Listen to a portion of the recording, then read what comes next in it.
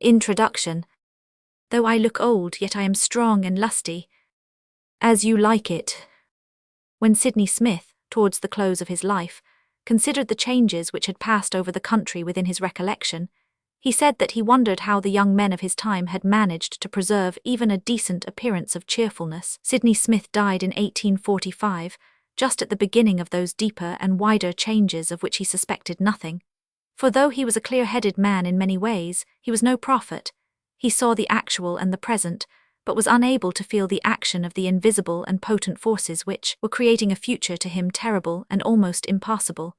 Had he possessed the prophetic spirit, he would have been another Jeremiah for the destruction of the old forms of society. The levelling up and the levelling down destined to take place would have been pain and grief intolerable to him.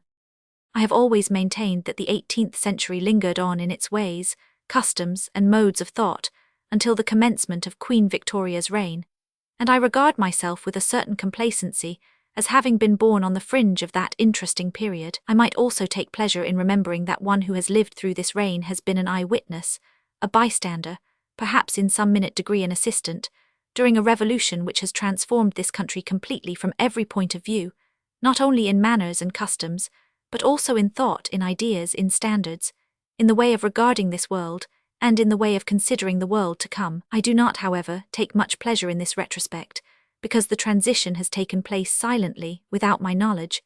It escaped my notice while it went on. The world has changed before my eyes, and I have not regarded the phenomenon, being busily occupied over my own little individual interests. I have been indeed like one who sits in a garden thinking and weaving stories, nor heeding while the shadows shift slowly across the lawns, while the hand of the dial moves on from morning to afternoon.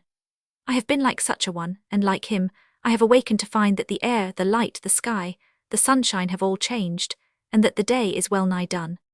Do not expect in this volume a life of Queen Victoria. You have her public life in the events of her reign. Of her private life I will speak in the next chapter. But I can offer you no special, otherwise unattainable information. There will be here no scandal of the court. I have climbed no backstairs. I have peeped through no keyhole. I have perused no secret correspondence. I have on this subject nothing to tell you but what you know already. Do not again look in these pages for a resume of public events. You may find them in any annual or encyclopedia. What I propose to show you is the transformation of the people by the continual pressure and influence of legislation, and of events of which no one suspected the far-reaching action. The greatest importance of public events is often seen, after the lapse of years, in their effect upon the character of the people. This view of the case, this transforming force of any new measure, seldom considered by statesman or by philosopher, because neither one nor the other has the prophetic gift, if it could be adequately considered while that measure is under discussion, would be stronger than any possible persuasion or any arguments of expediency, logic, or abstract justice. I propose, therefore, to present a picture of the various social strata in 1837, and to show how the remarkable acts of British legislation, such as free trade, cheap newspapers, improved communications, together with such accidents as the discovery of gold in Australia and of diamonds at the Cape, have, altogether one with the other, so completely changed the mind and the habits of the ordinary Englishman that he would not, could he see him, recognize his own grandfather. And I hope that this sketch may prove not only useful in the manner already indicated, but also interesting and fresh to the general readers. W.B. Easter Sunday, 18th April 1897. Tailpieces. Headpiece. Chapter 1. Queen and Constitution. The wise woman buildeth her house, Book of Proverbs. In 1837 the Queen mounted the throne. It was a time of misgiving and of discontent. The passing of the Reform Act of 1832 had not as yet produced the results expected of it. There were other and more sweeping reforms in the air. The misery and the oppression of the factory hands, the incredible cruelty practiced on the children of the mill and the mine, the deep poverty of the agricultural districts, the distress of the trading classes, formed a gloomy portal to a reign which was destined to be so long and so glorious. Thus, in turning over the papers then circulated among the working classes of the time, one observes a total absence of anything like loyalty to the crown. It has vanished. A blind hatred has taken its place. What is loyalty to the crown? To begin with, it is something more than an intelligent adhesion to the Constitution. It regards the sovereign as personifying and representing the nation. It ascribes to the sovereign, therefore, the highest virtues and qualities which the nation itself would present to the world. The king among loyal people is brave, honest, truthful, the chief support of the Constitution, the fountain of honor. To obey the king is to obey the country. To die for the king is to die for the country. The army and the navy are the king's army and navy.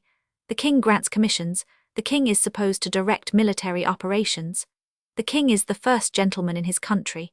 When one reads the words which used to be addressed to such a man as Charles II, one has to remember these things. Charles II, unworthy as he was in his private life, was still the representative of the nation. Therefore, to ascribe to that unworthy person these virtues which were so notoriously lacking was no more than a recognition of the fact that he was king. Has then personal character, private honor, truth, principle nothing to do with kingcraft? Formerly ate nothing or next to nothing. Now everything. Another George IV would now be impossible, but he has been made impossible by the private character of his niece. Consider a little further the question of loyalty.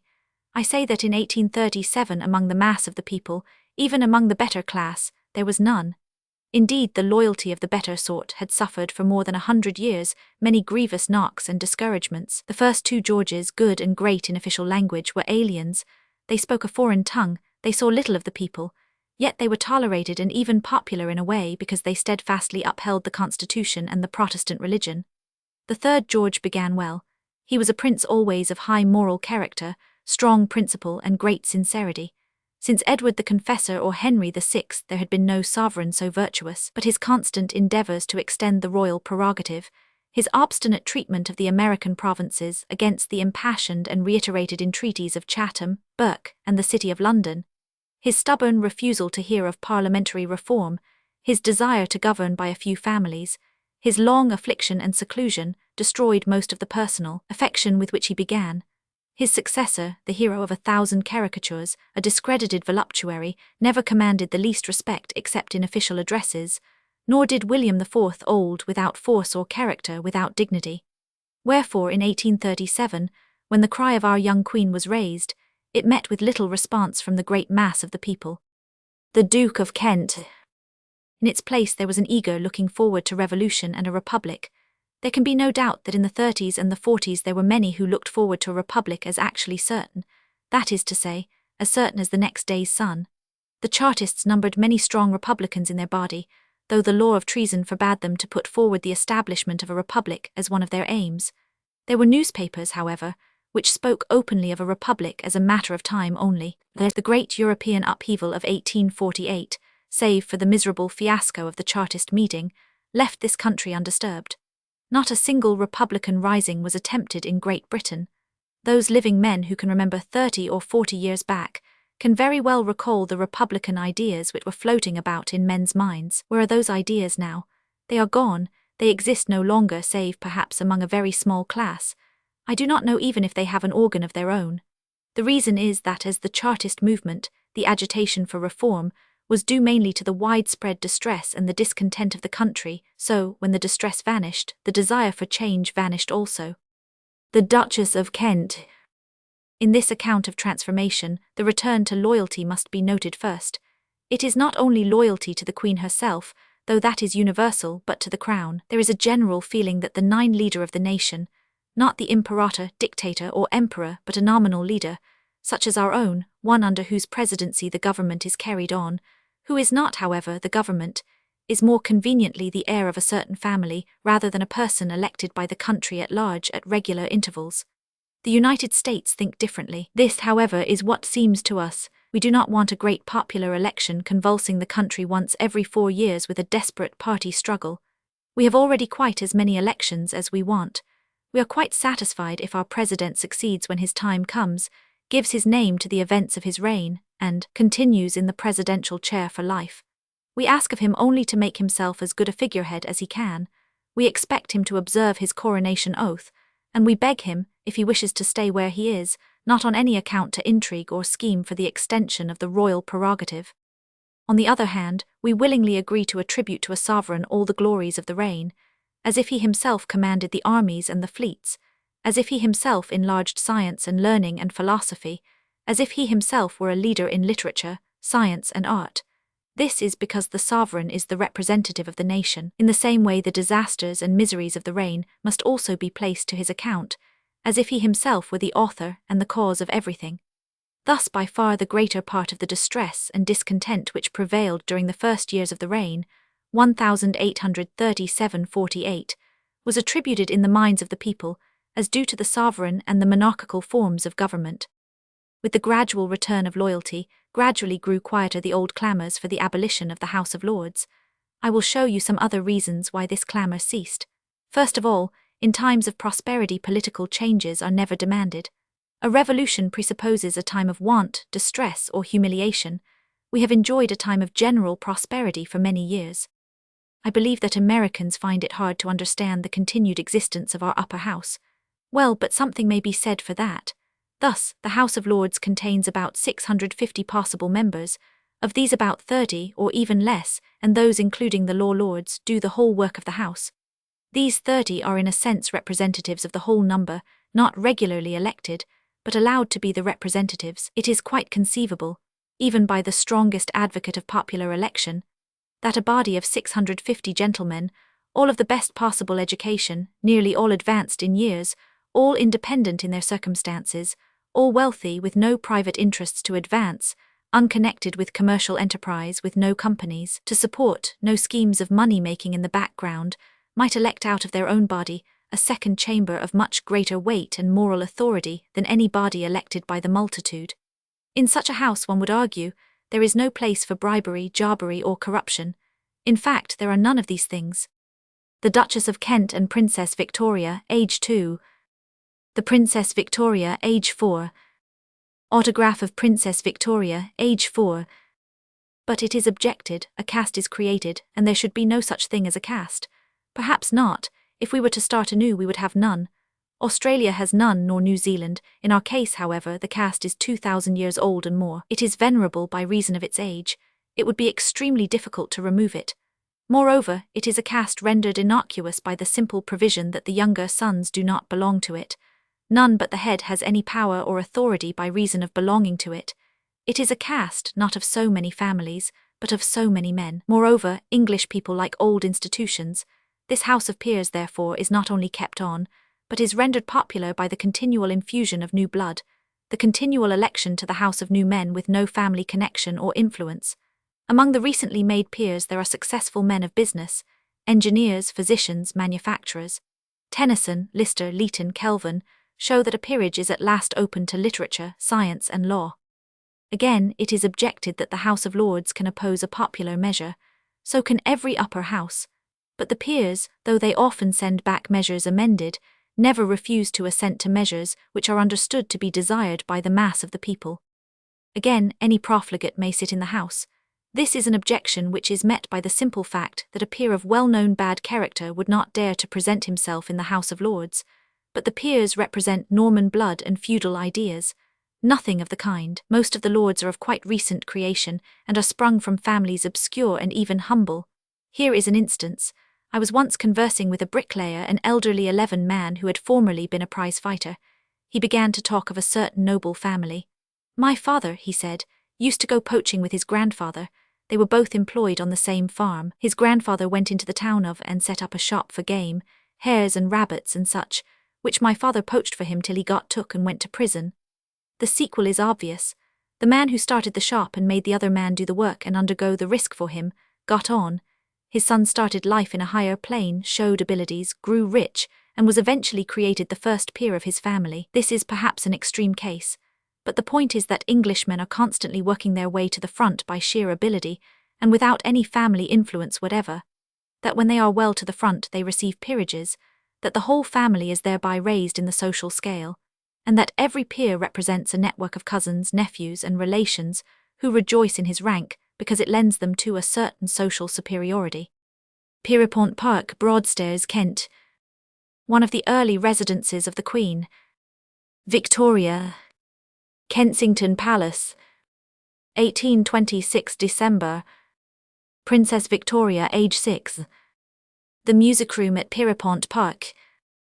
For these and other reasons, the outcry against the House of Lords has ceased. It will perhaps revive again, but in some milder form, For the old assertion of rank, the former haughtiness of the aristocrat, has been greatly mitigated. In the last century it was complained at Bath that noble lords would not even enter the society of plain gentlemen. It is now understood that whatever may be a man's rank, he cannot be any more than a gentleman. Rank gives him precedence, a seat in the House of Lords, but no more. This is all he can claim. 12a third cry, which used to be loud and general, but is now greatly reduced in volume, is the disestablishment of the Church of England. A large and powerful society has been working for this end for many years. Members have been sent up to the House, pledged to bring about these results. Yet the Church remains. When the Irish Church was disestablished, nearly 30 years ago, everyone said that the English Church would go next. What excellent prophets we are! How many similar predictions do I remember? The Irish Church was disestablished because it was not the church of the people, but of a small section. The English Church remains because it is the church of the majority, and is without doubt becoming more so every year. The churches are crammed with people of the better sort. The working man, though as a rule he does not go to church, has learned during the last 60 years to regard the establishment with friendliness and respect, if not with gratitude and affection. Kensington Palace in 1819. We see in this country at the present day a loyalty to the crown, to equal which we must go back to the reign of Queen Elizabeth. And for the same principal reasons, a sovereign personally respected and beloved, a period of marvelous expansive prosperity and advancement of every kind. We see the republican form of government no longer advocated, the House of Lords no longer attacked, the old cry for the disestablishment of the Church growing daily weaker, the See of Canterbury extending everywhere its authority and promising to become the Rome of the Episcopal Church. I call attention to another point. Everybody knows that a great part of the history of this country consists of the long and never-ending struggles of the king to extend his prerogative, and of the people to maintain their rights. To observe that the reign of Queen Victoria presents not one single instance of a desire on the Queen's part to extend her powers, those powers are much less than those of the President of the United States. She has been contented with them. Again, she has welcomed every act of reform. She has always shown a perfect trust in the whole people. She has clung to no small clique of families. She has admitted no reservation of aristocratic caste.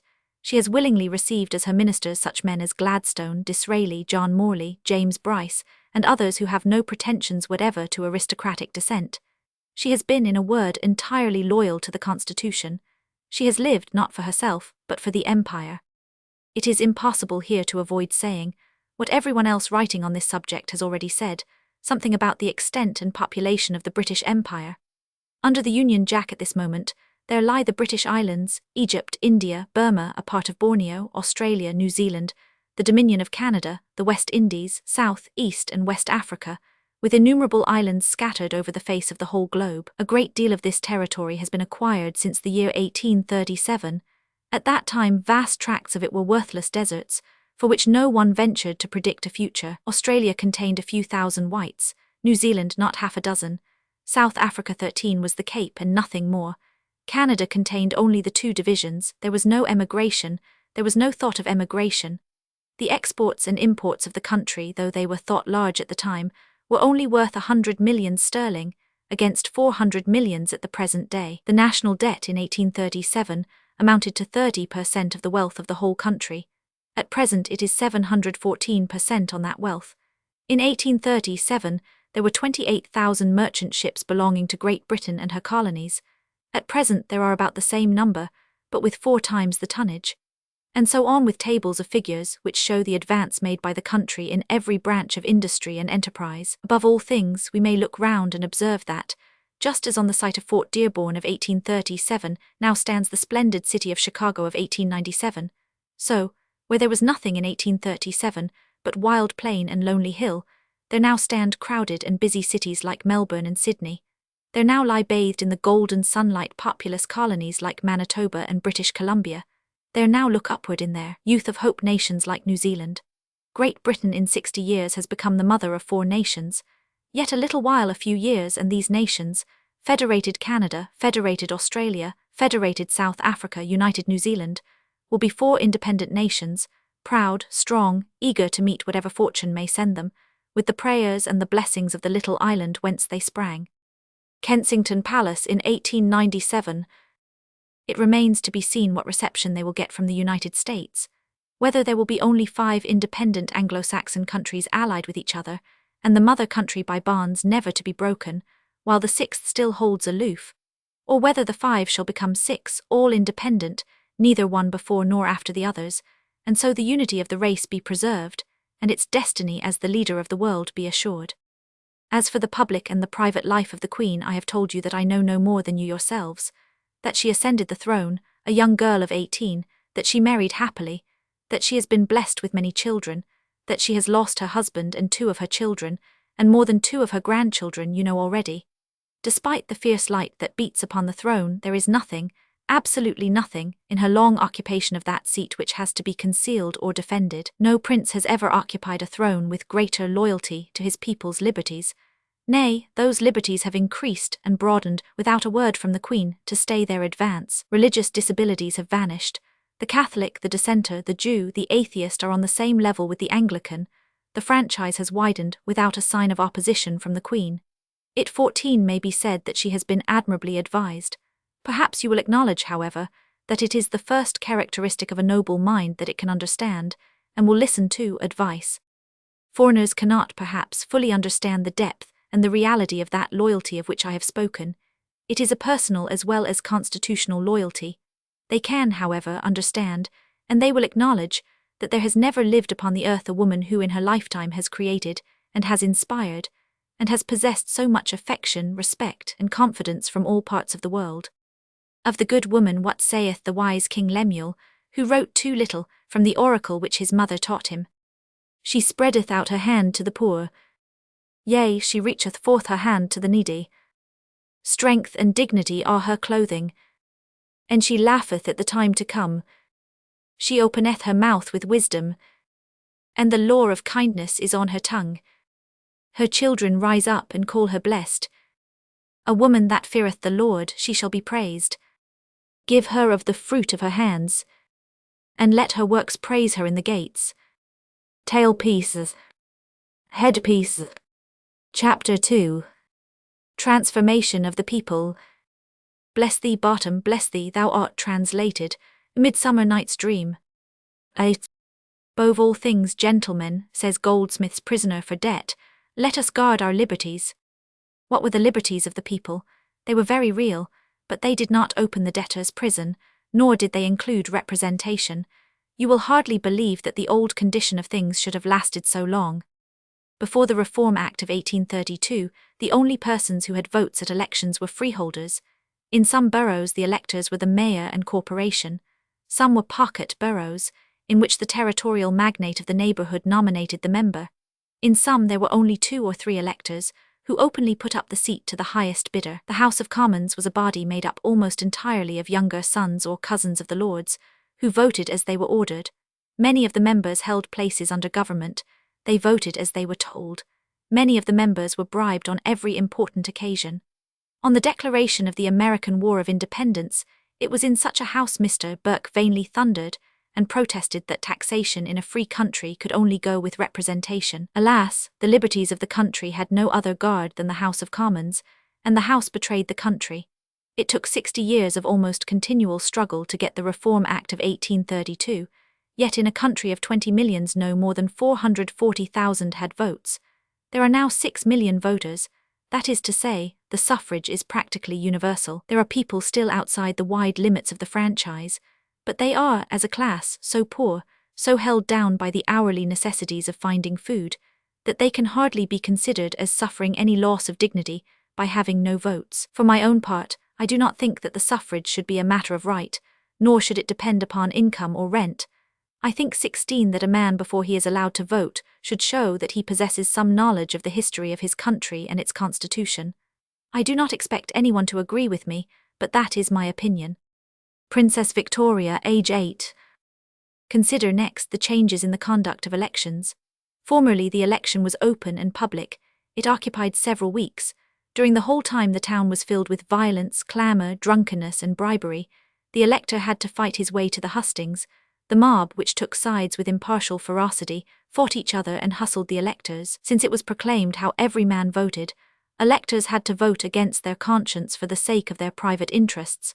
For instance, in the great Westminster election of 1784, The king let his tradesmen understand clearly how. He expected them to vote.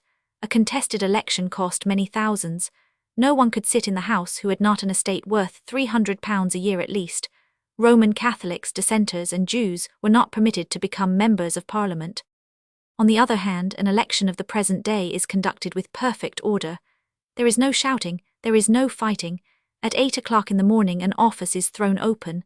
A policeman stands outside to direct the voters. Almost everybody in the electoral district records his vote. He receives a paper with the names of the candidates upon it. He marks the name for which he votes, folds the paper, and gives it to a clerk, who in his presence drops the paper into a box. At the close of the day the voting papers are opened and counted. The election is over.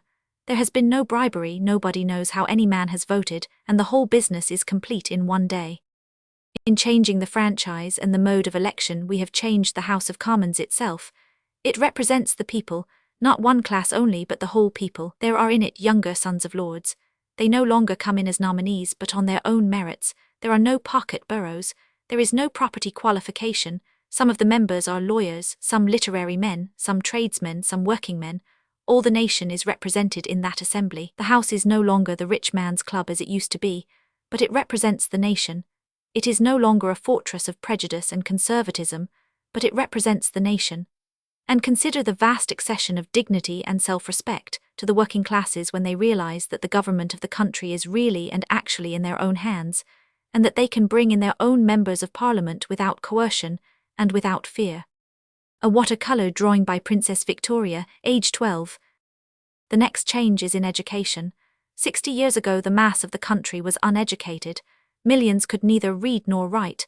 Millions could read a little and could not write at all. The whole country is now educated. In every rural village, in every crowded city street, there is a school, and the children are compelled to come in. In addition to the schools there are village libraries, institutions with lending libraries, public libraries where the best literature of the past and the present is freely offered to the people. They can carry home the books. They can have as many books as they are able to read. We are creating new readers by the million. Are we, it is often asked, creating also a whole nation of 17 students? Hardly. Education does not create students who are born, not made. Besides, we do not want to become a nation of students. The hard work of the world is not done by students or philosophers. Education, however, teaches us something of our own ignorance, something of the source of information, something of humility. Above all, education falling on a kindly soul gives the lad a new recreation for his evenings.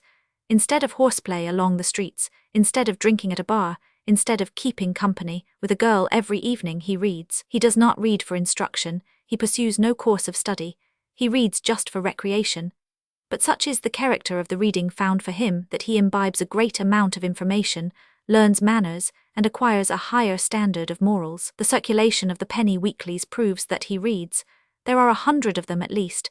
Their circulation is enormous, some of them attaining to 500,000. If we buy some and look at them we find them scrappy.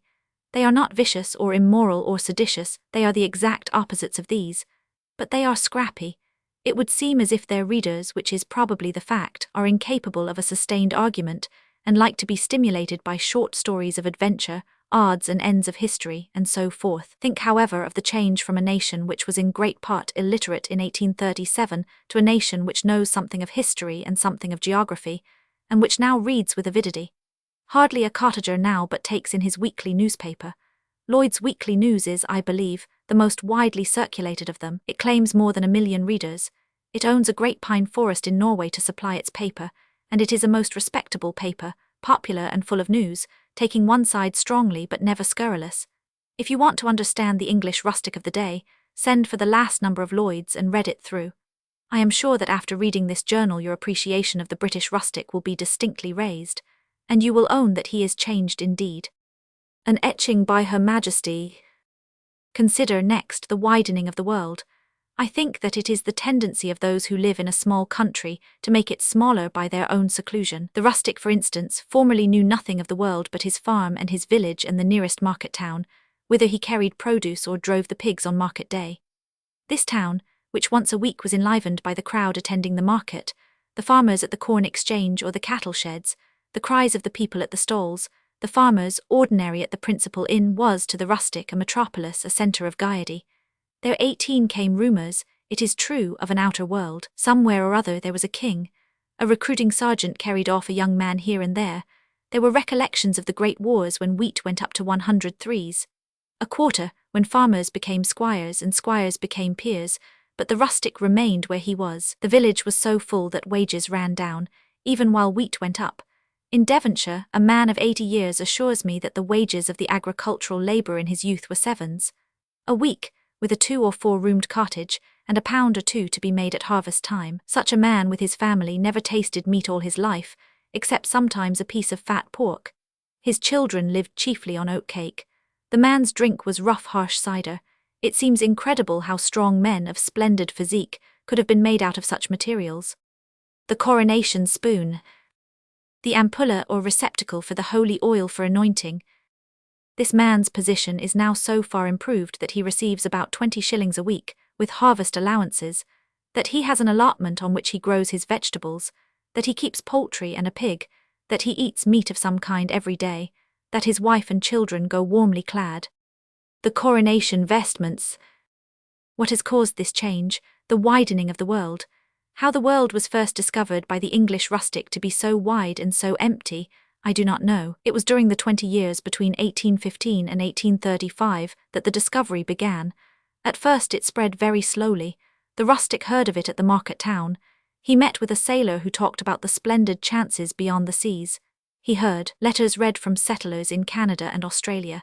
Here and there one, greatly daring, left the village, and was considered as good as dead till letters arrived entreating all, father, mother, brothers and sisters, to leave their home and join him. At last they began to go, and the tide of immigration set in that has never since stopped or slackened. In the year 1815 the emigration from this country amounted to no more than 2,000. In 1825 it was 25,000. In 1850 it was nearly 300,000. From 1815 to 1896, I do not think that the emigrants from these shores have amounted to less than 10 million. Of these more than one half have gone to the United States. These emigrants do not, for the first generation at least, forget their native land and the kin they have left behind them. Imagine, then, the difference between a village closed absolutely to the outer world, into which there penetrates no voice, no rumour, no report from without, and a village where every family has got sons and daughters in the lands across the sea. The world has been widened for us by the rise of the other nations of our race. It has also been widened by the railway and by the cheap post. Small as is our island compared with the great continent of America, there was formerly no knowledge of any part of it outside the native place. At the present moment the people can get about all over the country, to the seaside, to London, to the lakes, to Wales. Everywhere there are excursion trains and cheap tickets. The children learn by their annual treats to look out every year for new and interesting places. To the people the excursion is an event which excites and stimulates them all. You may see them by thousands in the ruins of an old abbey, trying to reconstruct the past splendours, or among the ruins of a Norman castle, or in the gardens and galleries of some great house which is thrown open to them, or by the 19th seashore, rowing, sailing, bathing, or in some park, where the children dance and sing and try to persuade the deer to let them come near. In one small town of Lancashire, a town of factories, the people spend £30,000 a year on their excursions. They descend upon the Lincolnshire watering places, which are small and ill-provided, and they eat up the town and the farms all round. They invade the hotels of Ambleside and Grasmere and eat up all that therein is. They reduce the Isle of Man to famine. They leave the coast of Northumberland empty and cleared out, with an emptiness like that caused by the locust. Such is the effect of the world's widening. Painting by Sir George Hayter. The Coronation. Painting by C.R. Leslie, R.A. The Queen receiving the sacrament after her coronation. Consider next the cheap post. The people have begun to write to each other. Formerly there was little or no communication by letter. It is true that a cheap and easy way was practised, by means of which a young man could communicate to his friends the simple fact of his safety. It was to address a letter to his mother. If she took that letter in it would cost her 8d. At least, but she knew there was nothing written within, therefore she refused to take the letter which was undelivered, but she knew from the address outside that her son was safe. Now, however, letters pass freely into the village. They convey information as to work and pay that the newspapers have not yet learned to furnish. Wherever workmen are wanted, thither sets in a stream in search of work. Some years ago a mischievous fund was raised, called the Lord Mayor's Fund, for the unemployed. A rumour of this fund ran through the whole length and breadth of the land. All the unemployed came up to London from all parts to share in the money so raised. It was distributed chiefly in soup tickets. The men took the tickets, sold them, and drank the contents. The point, however, to notice is that the people, before the proposed fund was started, knew all about it, and had begun to come up in order to claim their share. I have spoken of the rise in wages. To this I will return presently. Meantime, observe that with the rise of wages there has also arrived an extraordinary cheapness in food. The price of wheat between 21 the years 1786 and 1837 was never lower than 39s a quarter, and rose to 106s, 113s, 119s, and even 126s a quarter. It was over 70s a quarter for 17 years of that time, and over 50s. For 40 years it is now about 20s. With the price of grain, other things have fallen. Tea, which 60 years ago was 5 shillings a pound, can now be had for 18pence. Sugar, of which the commonest kind formerly cost 9pence a pound, is now about 2pence. Cheese, butter, rice, and other products are now imported and are sold at a half of their former price. Meat comes over from New Zealand frozen in unknown quantities. Clothing is half the price it was. The working man's wages, therefore, which have more than doubled, represent a much greater purchasing power. He stands, therefore, upon a higher level of comfort. Another thing, a very important thing, has been done for the rustic.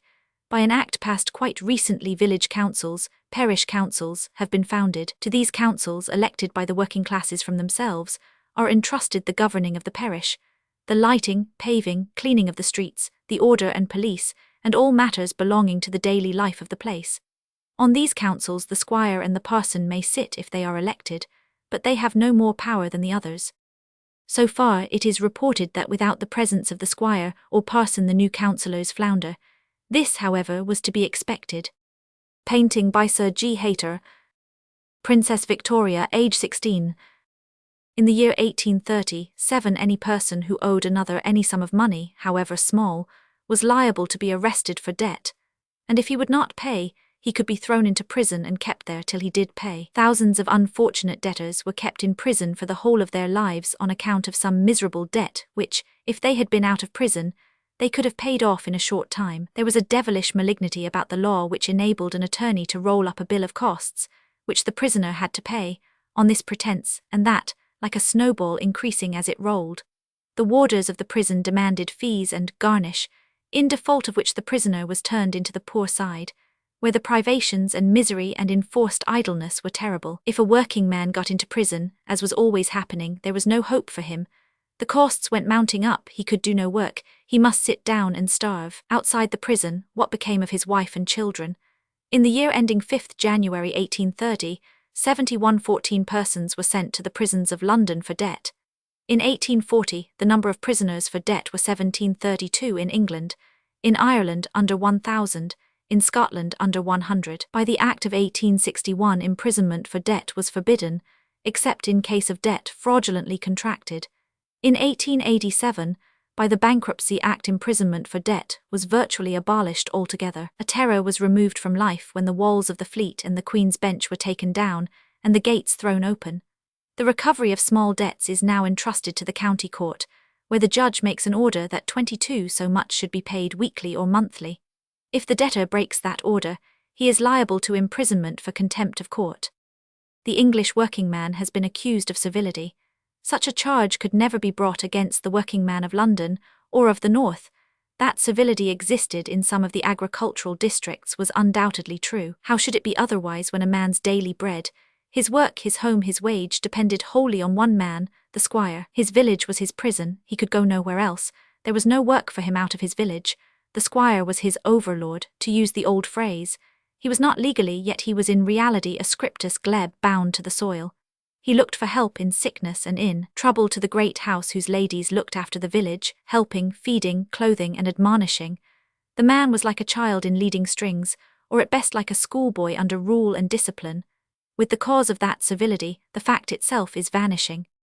The depression in agriculture seems also, on the whole, turning out favourably for the agricultural labourer.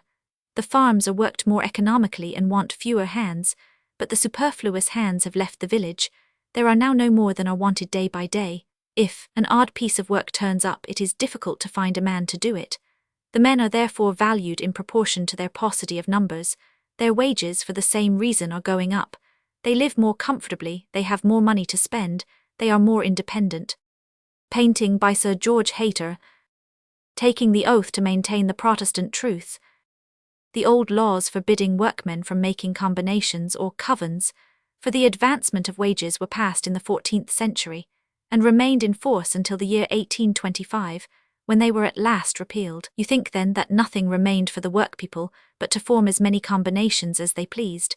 You are quite wrong. There was still the right of holding public meeting. Until that was acquired, it was only fully granted a few years ago.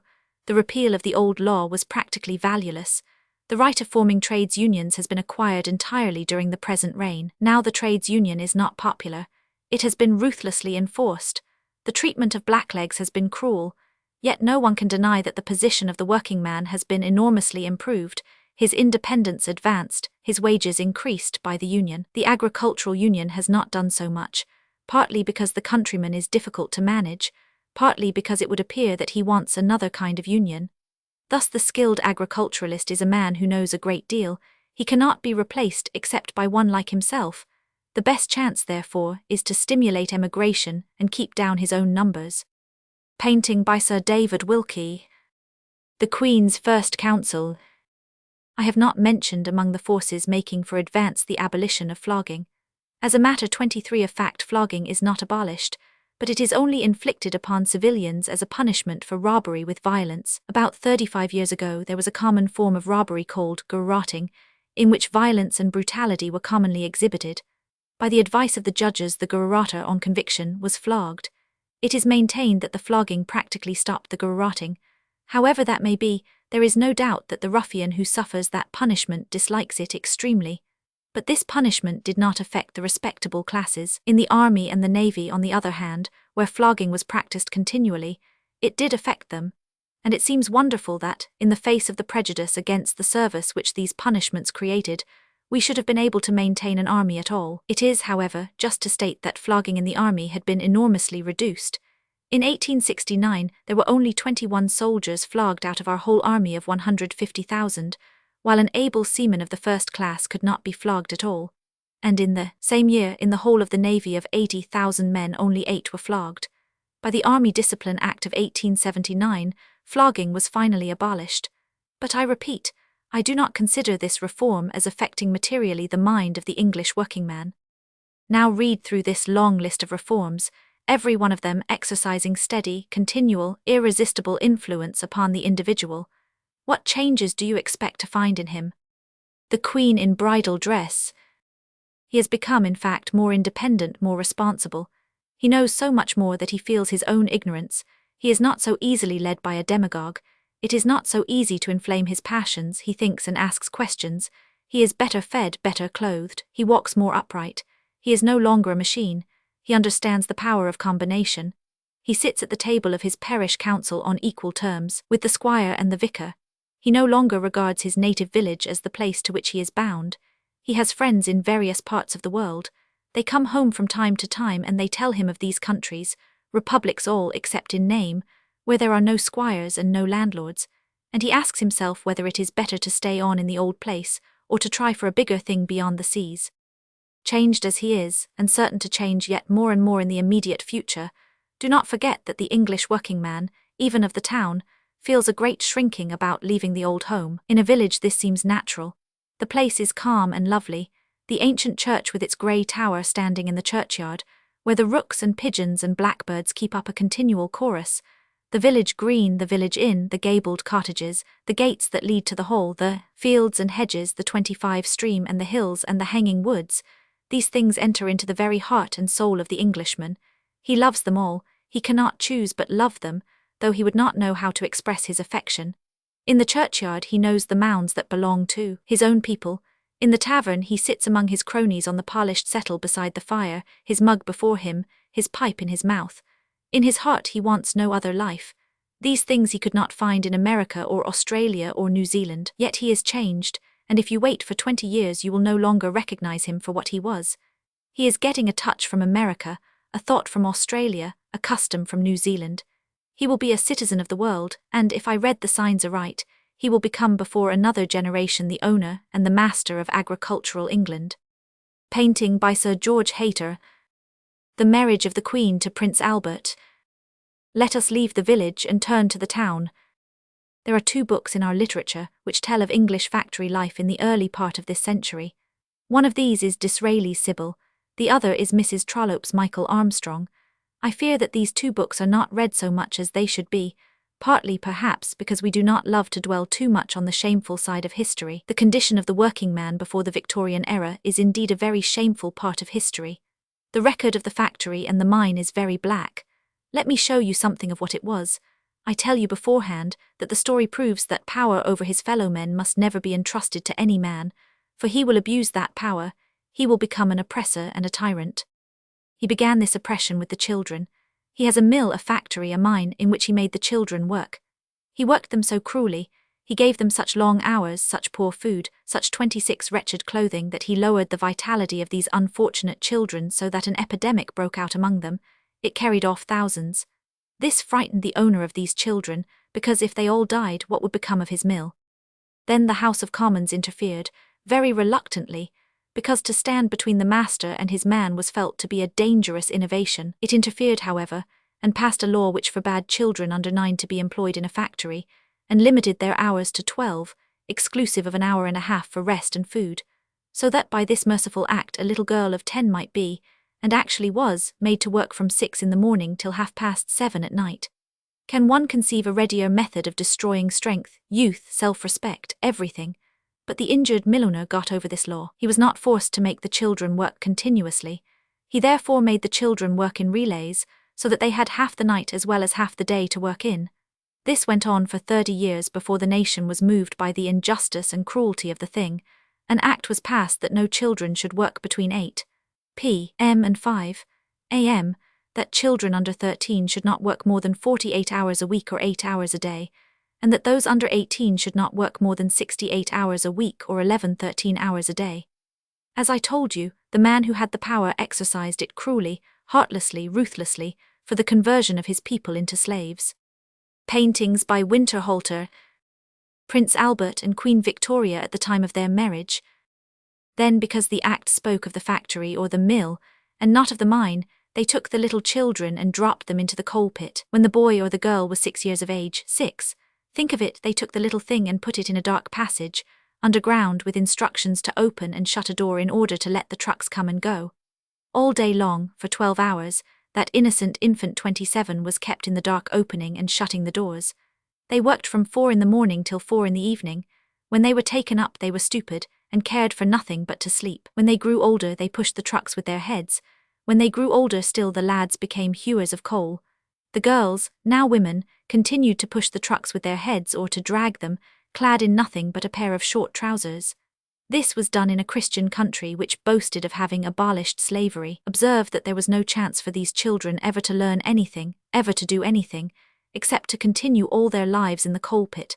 They were doomed to brutish ignorance, to unremitting toil without holidays except on Sunday, day after day, week after week, year after year, till they could push the truck no longer, till the pick fell from their hands. The chimney sweep's case was almost as bad as the miner S. He too was taken at a very early age, and his duty was to climb the chimney, sweeping it as he went up. It is not a pleasant thing to climb a chimney choked with soot. It abraded hands, elbows, and knees. Sometimes the little wretch could get no higher. If he failed he was beaten unmercifully. There was a curious prejudice against sweeping with a brush. The child was allowed to go unwashed, though the neglect of cleanliness was certain to bring on a dreadful disease. It was not till 4 years after the Queen began her reign that an act was passed protecting the children and substituting the brush for the human body. Buckingham Palace front view. Buckingham Palace garden view. This was the treatment of children in mill, in mine, in town. There were other lines and branches of cruelty because children are helpless, but these examples will suffice. Let us leave the children and turn to the men. The change for the better began, I believe, with the ideas of the French Revolution, at first eagerly caught by the English working people. It was continued by the long agitation for the Reform Act of 1832 and the fierce resistance of the Duke of Wellington and the bishops. These ideas and this agitation taught the people how to combine and act together. They also taught the people to hate a government in which they had no share or part or lot. A great many, though 28 still the minority, could now read. The papers they read were bitterly hostile to the ruling powers. As I have already pointed out, there was no loyalty at all among the working men of the 30s. They did not pretend any. Their papers were revolutionary. The things they said of the Queen and the Prince Consort were revolting. The aristocracy, according to them, were open and shameless. The clergy were pampered hypocrites. What has happened since then? The people have been admitted to their share in the government. They can do what they like. If they choose, they can alter the constitution. Do they choose? Not at all. They have become loyal. They have become comparatively conservative. Throne room, Buckingham Palace. Ball and concert room, Buckingham Palace. The recreations of the working man, apart from the tavern, were boxing and dog fighting. Single-stick wrestling, quarterstaff cockfighting had to a great extent gone out. Boxing remained. Every man knew how to handle his fists. You may remember that in Tom Brown at Oxford, there is a serious discussion on the knotty question whether a gentleman can, or cannot, always lick a cad. Dear me, this kind of talk is now so old world.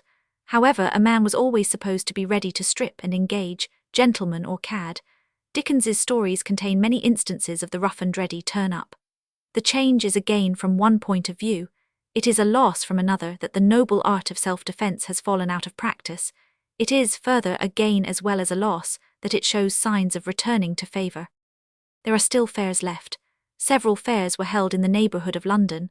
Bartholomew's, degenerated into a scene of drunkenness and disorder, still continued.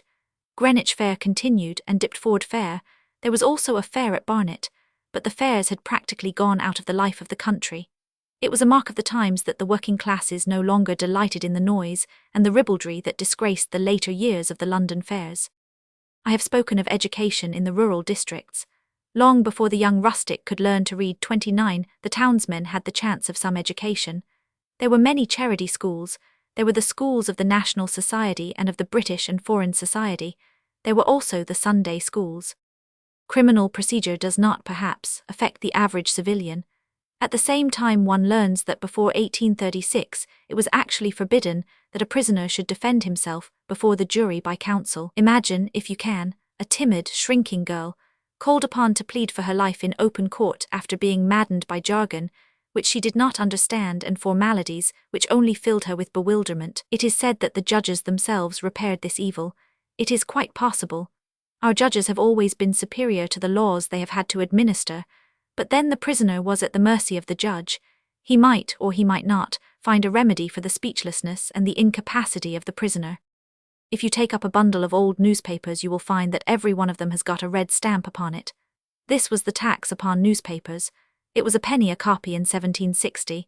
In 1815 it was actually 4p a copy. In 1836 it was reduced to a penny. In 1855 it was totally abolished. There was in addition a tax on paper, which was repealed in 1861. It is wonderful how newspapers continued to exist at all with an impost so crushing. It is still more wonderful how workingmen's papers could hold their own. In fact, their circulation was very small. They were weekly, not daily. They were taken in at taverns where the men could see them, not by the men themselves. It is not one of the least reforms of this reign which has placed in the hands of everybody a cheap newspaper, full, large, with copious intelligence and educated commentary. Queen's State Coach. The outcome of the national discontent was the organization called Chartism. Look at the working man of the present day. He has received an education sound and thorough, up to a certain point, at the board school. He has had the chance of continuing his education after leaving school at evening classes. He has also had the chance of joining a polytechnic, which is a kind of technical university teaching everything, and a kind of public school in which athletics of all kinds are practiced and encouraged. There are a great many thousand lads in the polytechnics, and they are as fine young fellows as one can desire to see. They are skilled in technical work. They are taught by the best men in their own subjects. They do not drink or frequent taverns. They do not loaf about the streets. I do not pretend that these lads are representatives of their own class. I admit that they are the flower of the flock. The working man has now free libraries and reading rooms, where he can sit and read or borrow books to take away. There is no longer any revolutionary talk among those who converse. There is socialism, of course, but that is very different. It would be difficult indeed for a young man to escape some of the socialist ideas which are in the air, and are producing unexpected and far-reaching results. Here, however, except among a few foreigners, we have no anarchists. The wages are better, the hours are 30 shorter. There is a Saturday half-holiday. There are 4 bank holidays in the year besides Christmas Day and Good Friday. Everything is cheaper, food and clothes of all kinds. Lectures, concerts, dramatic recitals, debates, dances are got up everywhere by the workingmen for themselves. The working man's attitude towards the church, to which I have already alluded, has quite changed of late years. He formerly regarded it with a ferocious hatred, being taught by the papers they published for him that the clergy believe nothing, and wallow in ease and luxury at his expense. "Why," said one of them to me 20 years ago, "if the church was abolished, we should all get our breakfast for nothing." That kind of talk has now vanished. If the Sunday morning orator still denounces Christianity with perfervid vehemence, as he used to do in the Whitechapel Road, the working man listens with a smile and presently goes on to the next ring, where the socialist preaches universal happiness to come as soon as we can get the much-desired equal division. And him, too, he leaves presently with another smile. He is not in the least moved by either orator. Canon Barnett's church in Whitechapel is an example of what may be done with a parish composed entirely of working people. They do not attend his services, I believe, but he has educated them into an audience which listens intelligently to the best and most thoughtful and most cultivated scholars and teachers of the day. They flock every year to a lone exhibition of pictures which he collects for them. He gives them receptions, concerts, discussions. He has built Toynbee Hall in their midst as a settlement and place of culture. Some of them he has made students and scholars. It is not too much to say that Canon Barnett's parishioners are intellectually far above the average of the class supposed to be their superiors, that of the shopkeepers and the traders. However, it would not be fair to take these people as an average of our working man. When I think of the mass of the people as they were 60 years ago, how ignorant they were, how drunken, how brutal, how dangerous to order and to government, how unruly, how disloyal, I cannot but claim for the men of the present a change nothing short of transformation. There is still much to be done, the millennium is not yet reached, but there is no comparison, none, between the people of 1837 and the people of 1897, and the advantage is all on one side. Tailpieces. Windsor Castle from the river. Headpiece. Chapter 3. Transformation of the bourgeois. Will you mark at an ancient tradition, Henry v. W. Hen 1 speaks of the bourgeois. One means the class which Matthew Arnold was never tired of ridiculing, as without culture, ideals, or standards. For my own part, I think it would be more useful to recognize first that there are certain occupations in life which can be carried on very well without ideals, that the advent or genesis of ideas among certain people would inevitably spoil them for their humble work, and that it is sufficient for the state if they remain on the side of order, with due respect to law and justice. Now, whatever the shortcomings of these people with respect to culture, no one can complain of them with respect to their love of order. A craftsman, a man who makes anything, may cultivate himself to the highest and remain a craftsman. He may be an artist, he may be a poet, he may nourish himself upon the noblest thoughts and yet remain a craftsman. Out of the trade of shoemakers have sprung poets, artists, and actors. Cobblers have been fierce politicians. But a man who sells the shoes which another man makes cannot, in the nature of things, cultivate lofty standards or aesthetic ideals. His occupation, which has in it something servile, forbids it. And I have here to speak of the English tradesman, and to show the transformation which has fallen upon him too. Let us consider the daily life of a London shopkeeper early in the present century. He had a shop in Cheapside. The shop occupied the front part of the ground floor. At the back was the parlour, the family living room, which looked out upon a small churchyard in which funerals were conducted almost daily. The ground was covered with bones and bits of coffins. Once a month or so the sexton made a bonfire of the wood. Upstairs were the bedrooms, the best bedroom in front, which nobody ever occupied 33 because there were no guests. Here the tenant of the house lived, he and his family. They had no change and desired none from day to day. An apprentice lived with them, slept under the counter, and made himself useful in the house as well as in the shop, washing plates and dishes after meals and running errands for his mistress. One servant was kept. She and the daughters and the mistress of the house were all occupied perpetually in making things. They made puddings, cakes, jam, preserves, pickles, cordials, perfumes, washes, and homemade wines, thin and pallid fluids named after cowslip, primrose, raspberry, and currant. When they were not making or cooking, they were sewing. All the women of the house sewed perpetually. They were slaves to the needle. They sat round the table in the parlour with a single candle, and sewed in silence all through a winter evening. The girls had been to school. They went to a private school in the suburbs, where they learned various small feminine accomplishments. They learned from their mother certain maxims which should regulate the conduct of every maiden, and on Sunday they turned out for church in toilettes whose splendor highly gratified the pride of their father, because they seemed to challenge all Cheapside to spend more money upon the daughter's dress. Yet he knew, and all the neighbours knew, that this finery was all contrived at home, hats trimmed, ribbons and streamers put in place, and the lovely sleeve designed by the girls themselves. At church they enjoyed a service which we should call lugubrious. The psalms were read, 2 hymns were sung but slowly, and the sermon, an hour long, was an argument on doctrine, but there was the pleasure of sitting in the Sunday best, which made one forget the doctrine and enjoy the hymns. Queen in Royal Closet, St. George's Chapel, Windsor. Painting by Landseer. The Queen, the Prince of Wales and Princess Roy. All day long in the week, and during a good part of the evening, the good man served in his shop.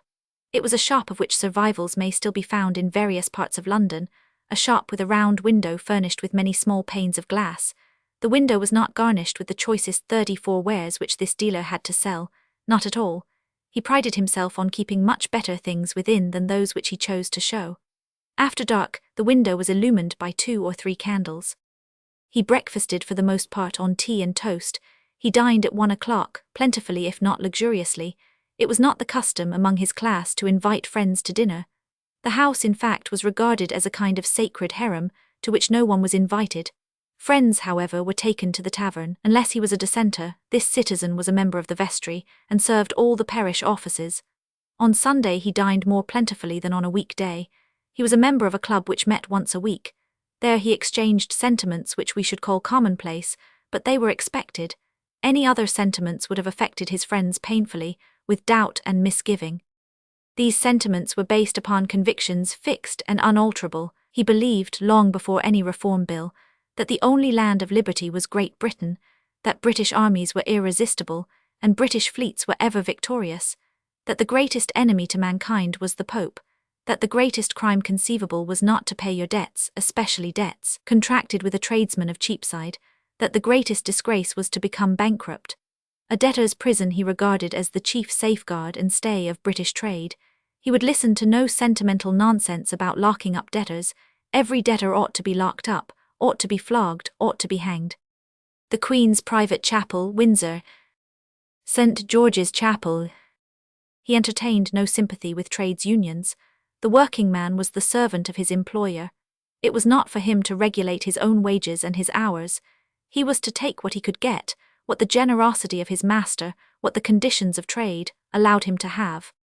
This man, of whom there were many 100,000s in the country, read no books. He was 35, quite ignorant of what we call everything, that is, of literature, science, art, music, history. Something he knew of what was going on because there were newspapers at the tavern, which he sometimes read, but he took in no newspaper and he read no books. There were no books in his house at all. His girls read no books. A book of family prayers there was, and for church purposes prayer books and Bibles, but no books. And so this man with all his household lived and died, as Matthew Arnold pointed out, without culture, without ideals, without standards, without aspirations. Queen's Private Sitting Room, Windsor. The Royal Kitchen, Windsor.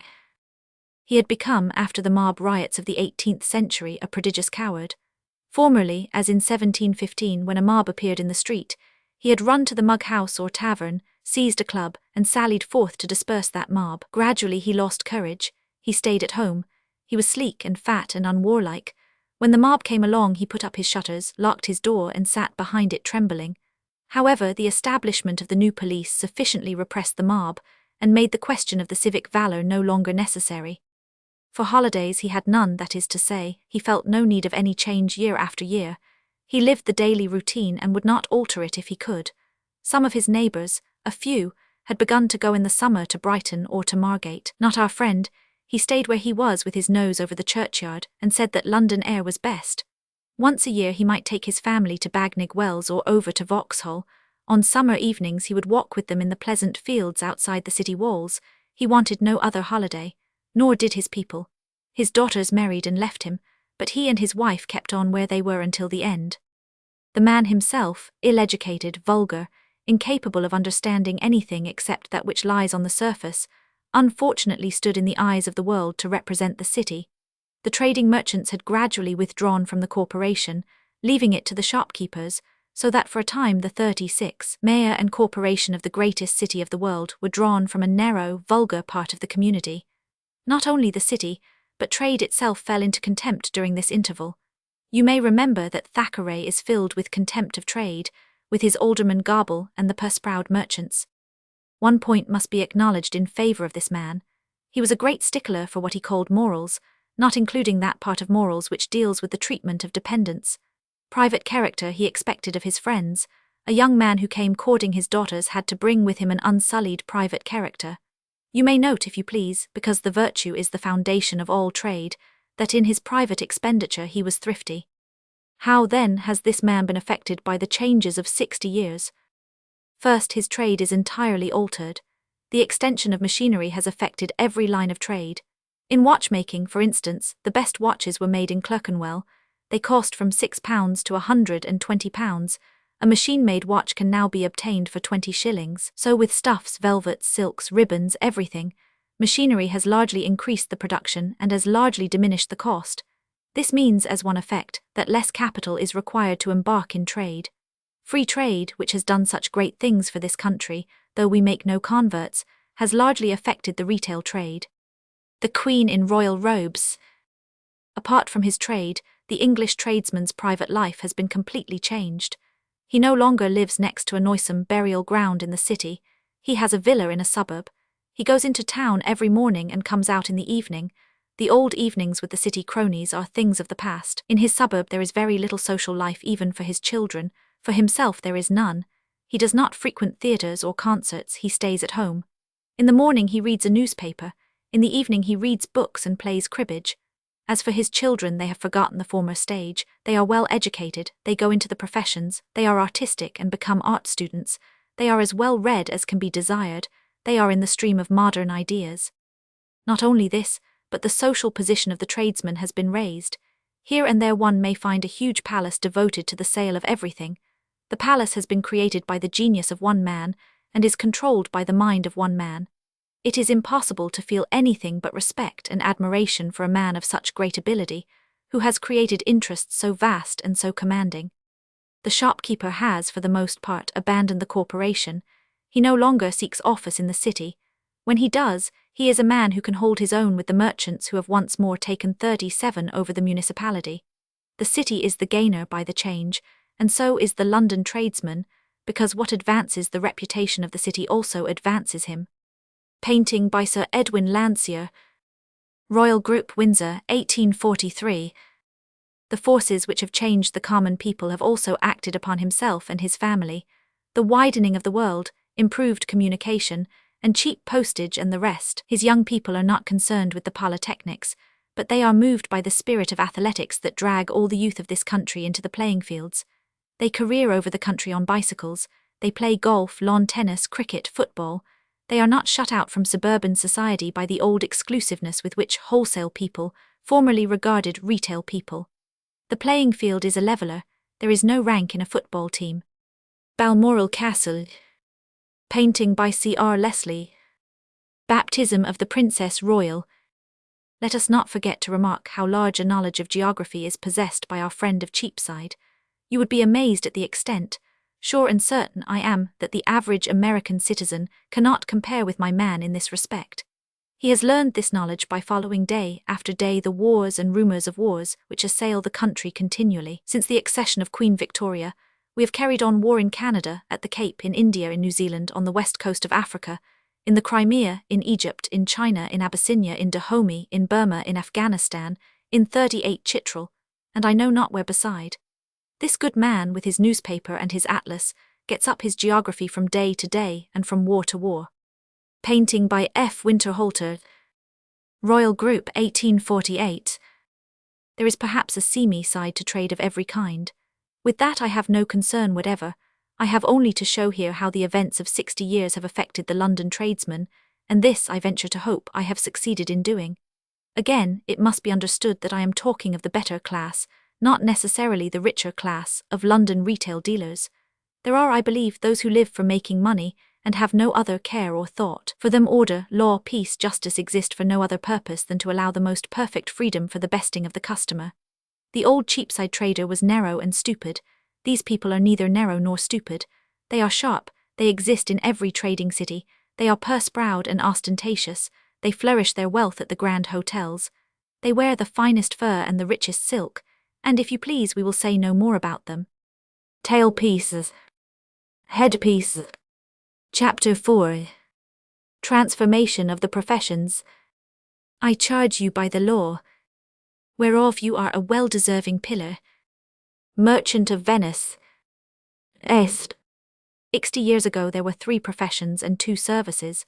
The 2 services were the army and the navy. The 3 professions were the church, law, and medicine. The church was the natural home of the scholars. A few scholars drafted off into the law. There were also a few in the house where they made apt quotations from Horace and delighted the members by giving a Virgilian turn to a debate. Nowadays, alas, were a scholar to venture on a Latin quotation, the house would not understand. It is pleasant to look back upon the quiet, uneventful, peaceful life of the early Victorian scholar. He began at a public school where he needed no stimulus in the way of stripes. He devoured books. He acquired scholarship by a kind of intuition. He wrote Latin verses in which every hexameter had a Virgilian phrase and every pentameter reminded one of Ovid. He wrote Greek iambics more easily than the most rapid English poet ever composed blank verse. He thought in Latin.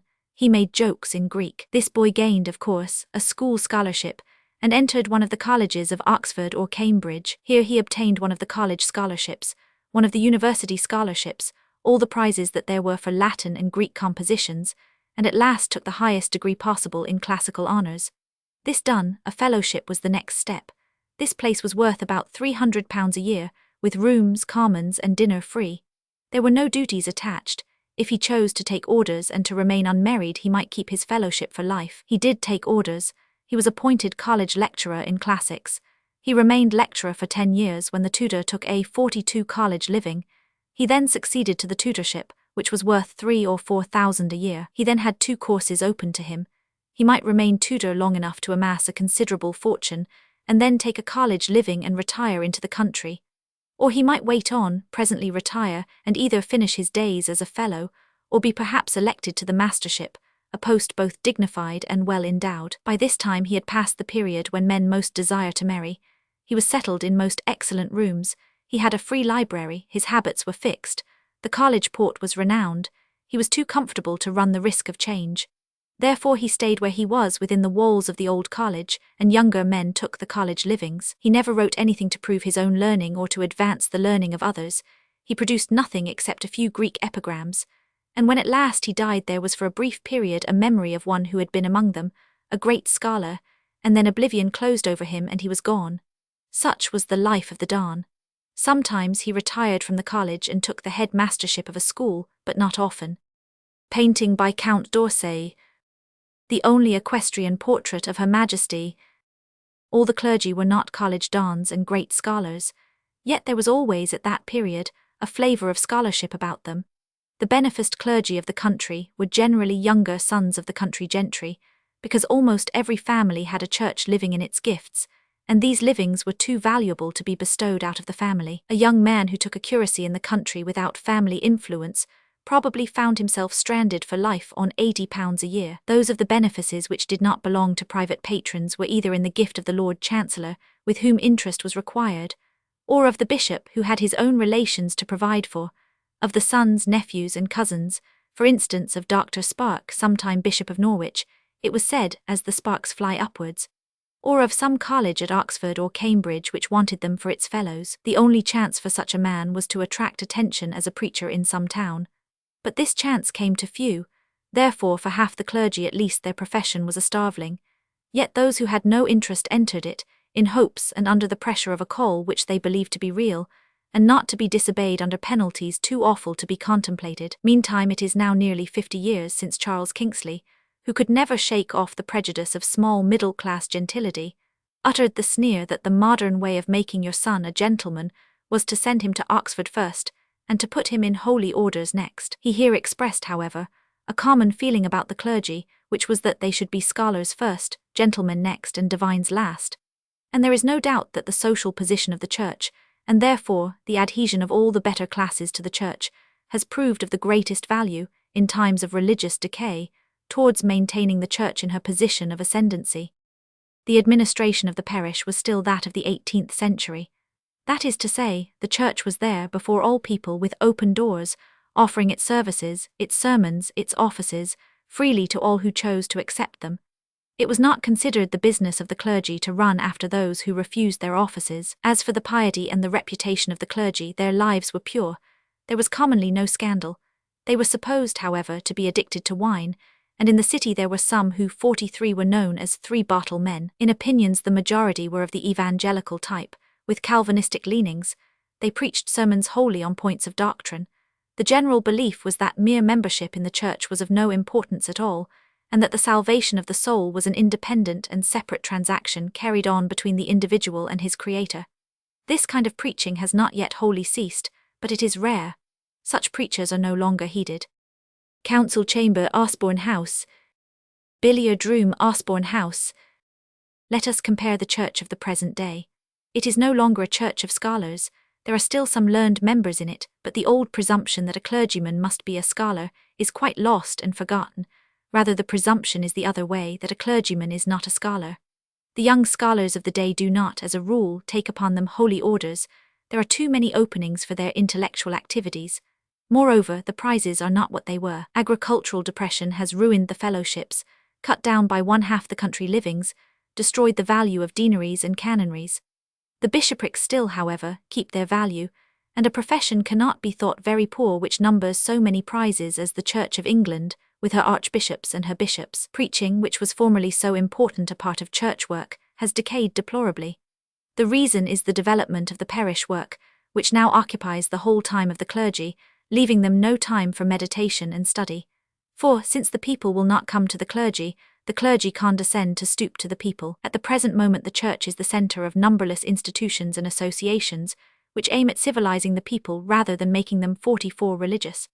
The clergy preside over clubs for the lads, clubs for the girls, temperance associations, mothers' meetings, sales of clothing, lectures, concerts, care of the poor and of the sick, benefit societies, visiting organizations, Sunday schools, country holiday funds, convalescent homes, and 1,000 other things. Now the working people, and especially the very lowest class, regard this activity with a kind of admiring wonder. They see these young fellows, many of whom are not clergy but live among them, working morning, noon, and night for no reward. They are touched by this devotion. Their lads would follow them to the death. I do not say that this example makes them religious, but it fills them with that new feeling towards religion which has been already considered. The doctrines held by the present clergy are in most cases high church, with which personally I have no kind of sympathy. At the same time, one must admit that the modern views have destroyed the dreadful terrors about election and predestination. In the Anglican, as in the Roman Church, once more the fold protects. Portrait of the Queen in royal robes. In law and medicine, fewer changes have been made. In the former, a barrister was not allowed to make a friend of an attorney, or to take his hand, or to visit at his house. The low-class attorney at law, of whom there were a great many, practiced with impunity all kinds of iniquities and conspiracies. He was indeed an enemy to the human race. He was usurer. He was the concocter of civil actions which he dragged on interminably. It was he who filled the prisons with unfortunate prisoners. He robbed the widow and defrauded the fatherless. He took advantage of difficulties which he aggravated. He charged what he pleased. The power of the attorney, now called solicitor, for mischief is very greatly curtailed. A taxing master looks after his bills. He can no longer clap a debtor into prison. He is liable to be struck off the rolls for misconduct. In medicine, the physician never claimed so great a superiority over the surgeon. If he did, that superiority has vanished. Great are the recent triumphs of surgery, not so great perhaps those of medicine. In those days the surgeon operated in the presence of the physician. He did not aspire to the medical degree. He could not be called doctor. There were no anesthetics in those days. Operations of all kinds were limited by the patient's power of endurance. A long operation killed, because there is a limit to the endurance of pain. The discoveries of the laboratory have placed the treatment of all disease on a new and more scientific footing. Fortunately, I am not called upon in this place to do more than indicate changes that only a medical student could properly explain. We can, however, all understand the ward, clean and neat, with regulated temperature, the patients under the care of bright and cheerful nurses, the hospitals walked not by the young ruffians of the Bob Sawyer type, but keen and eager students, with whom science is more than a mere profession, and the causes of diseases more than their cure. Osborne House, Isle of Wight. 60 years ago, I said, there were only 3 professions. How many are there now, recognized as on an equal footing of dignity and importance with these 3? Formerly, architecture was not considered a profession. I remember long ago in the 60s, listening to a group of men who were discussing whether architecture had any claims at all to be a profession. Certainly the local architect was also the house agent, and whether a gentleman could belong to it. I believe they agreed that it was only a trade. The Royal Yacht, Victoria and Albert. Formerly there was no profession of science at all. At Cambridge there were chairs of mathematics, of chemistry, and of other branches, but there was no profession of any branch of science. No man set up a laboratory and said, I am a chemist by profession. There were none of the great schools for physical science, such as now exist at Cambridge, at South Kensington, at Newcastle, and at other places. No young men began by going in for science, as they do at present. That profession which offers the noblest prizes of fame and name, together with a sufficiency of income, has been created in all its numerous branches within the last 60 years. The British Association made the world familiar with the claims and the work of the new science.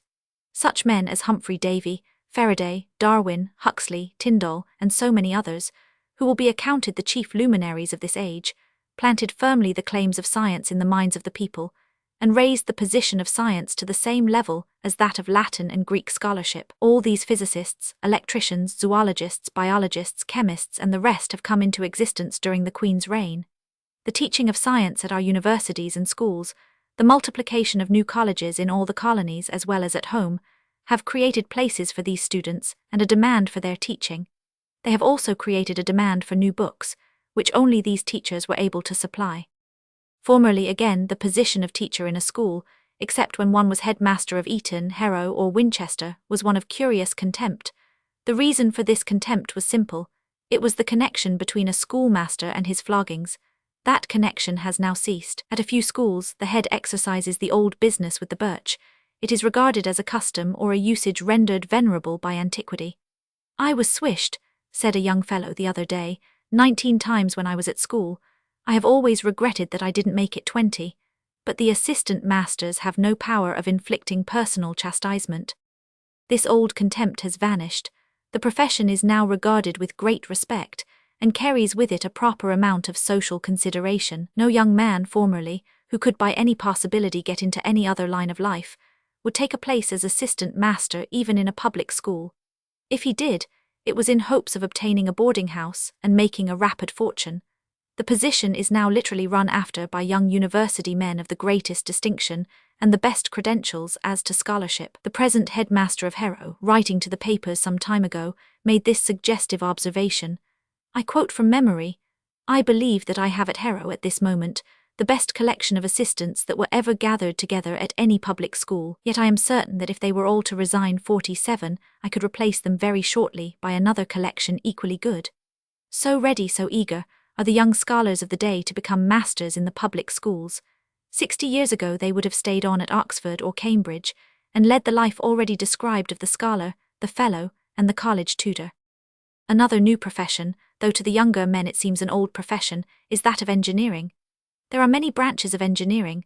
One constructs piers, jetties, railways, bridges, great works like the Forth Bridge, or smaller bridges, tunnels, roads, embankments, and the like. Another devises and constructs machinery of all kinds.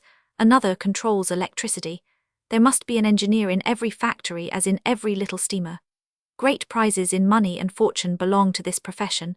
It is eminently a learned profession. To attain unto any degree of eminence in it one must be a good mathematician. Other new professions are those of the actuary and the accountant. And there are followings once not allowed to be professional, such as that of the painter and the sculptor, the work of literature, music, acting, etc. A young man may enter any one of these branches of mental achievement. He may choose his own department. He will occupy as good a social position as the young barrister.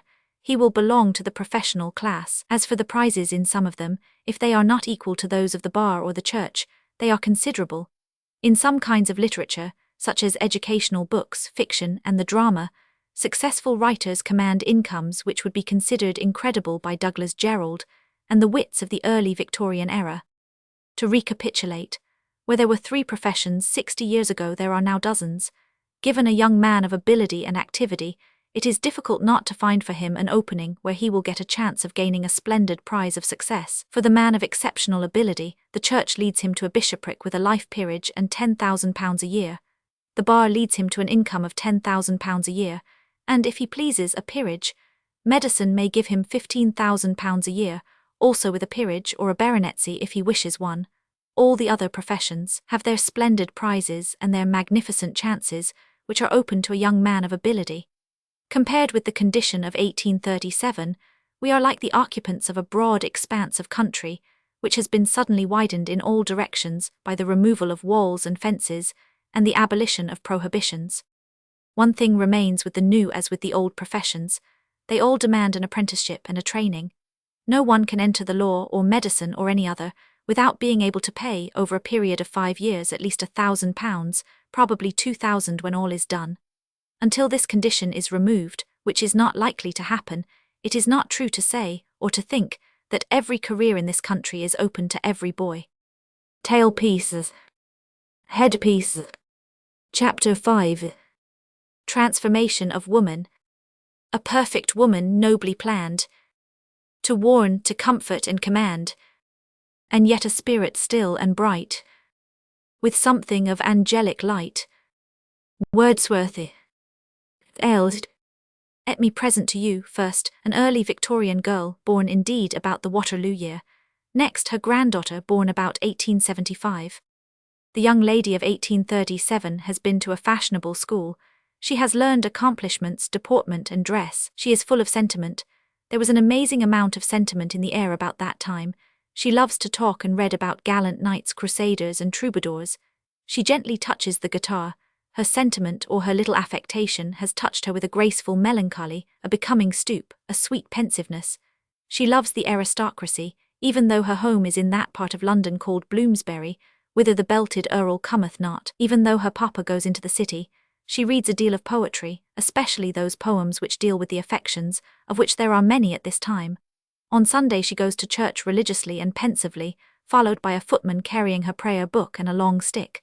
She can play on the guitar and the piano a few easy pieces which she has learned. She knows a few words of French which she produces at frequent intervals. As to history, geography, science, the condition of the people, her mind is an entire blank. She knows nothing of these things.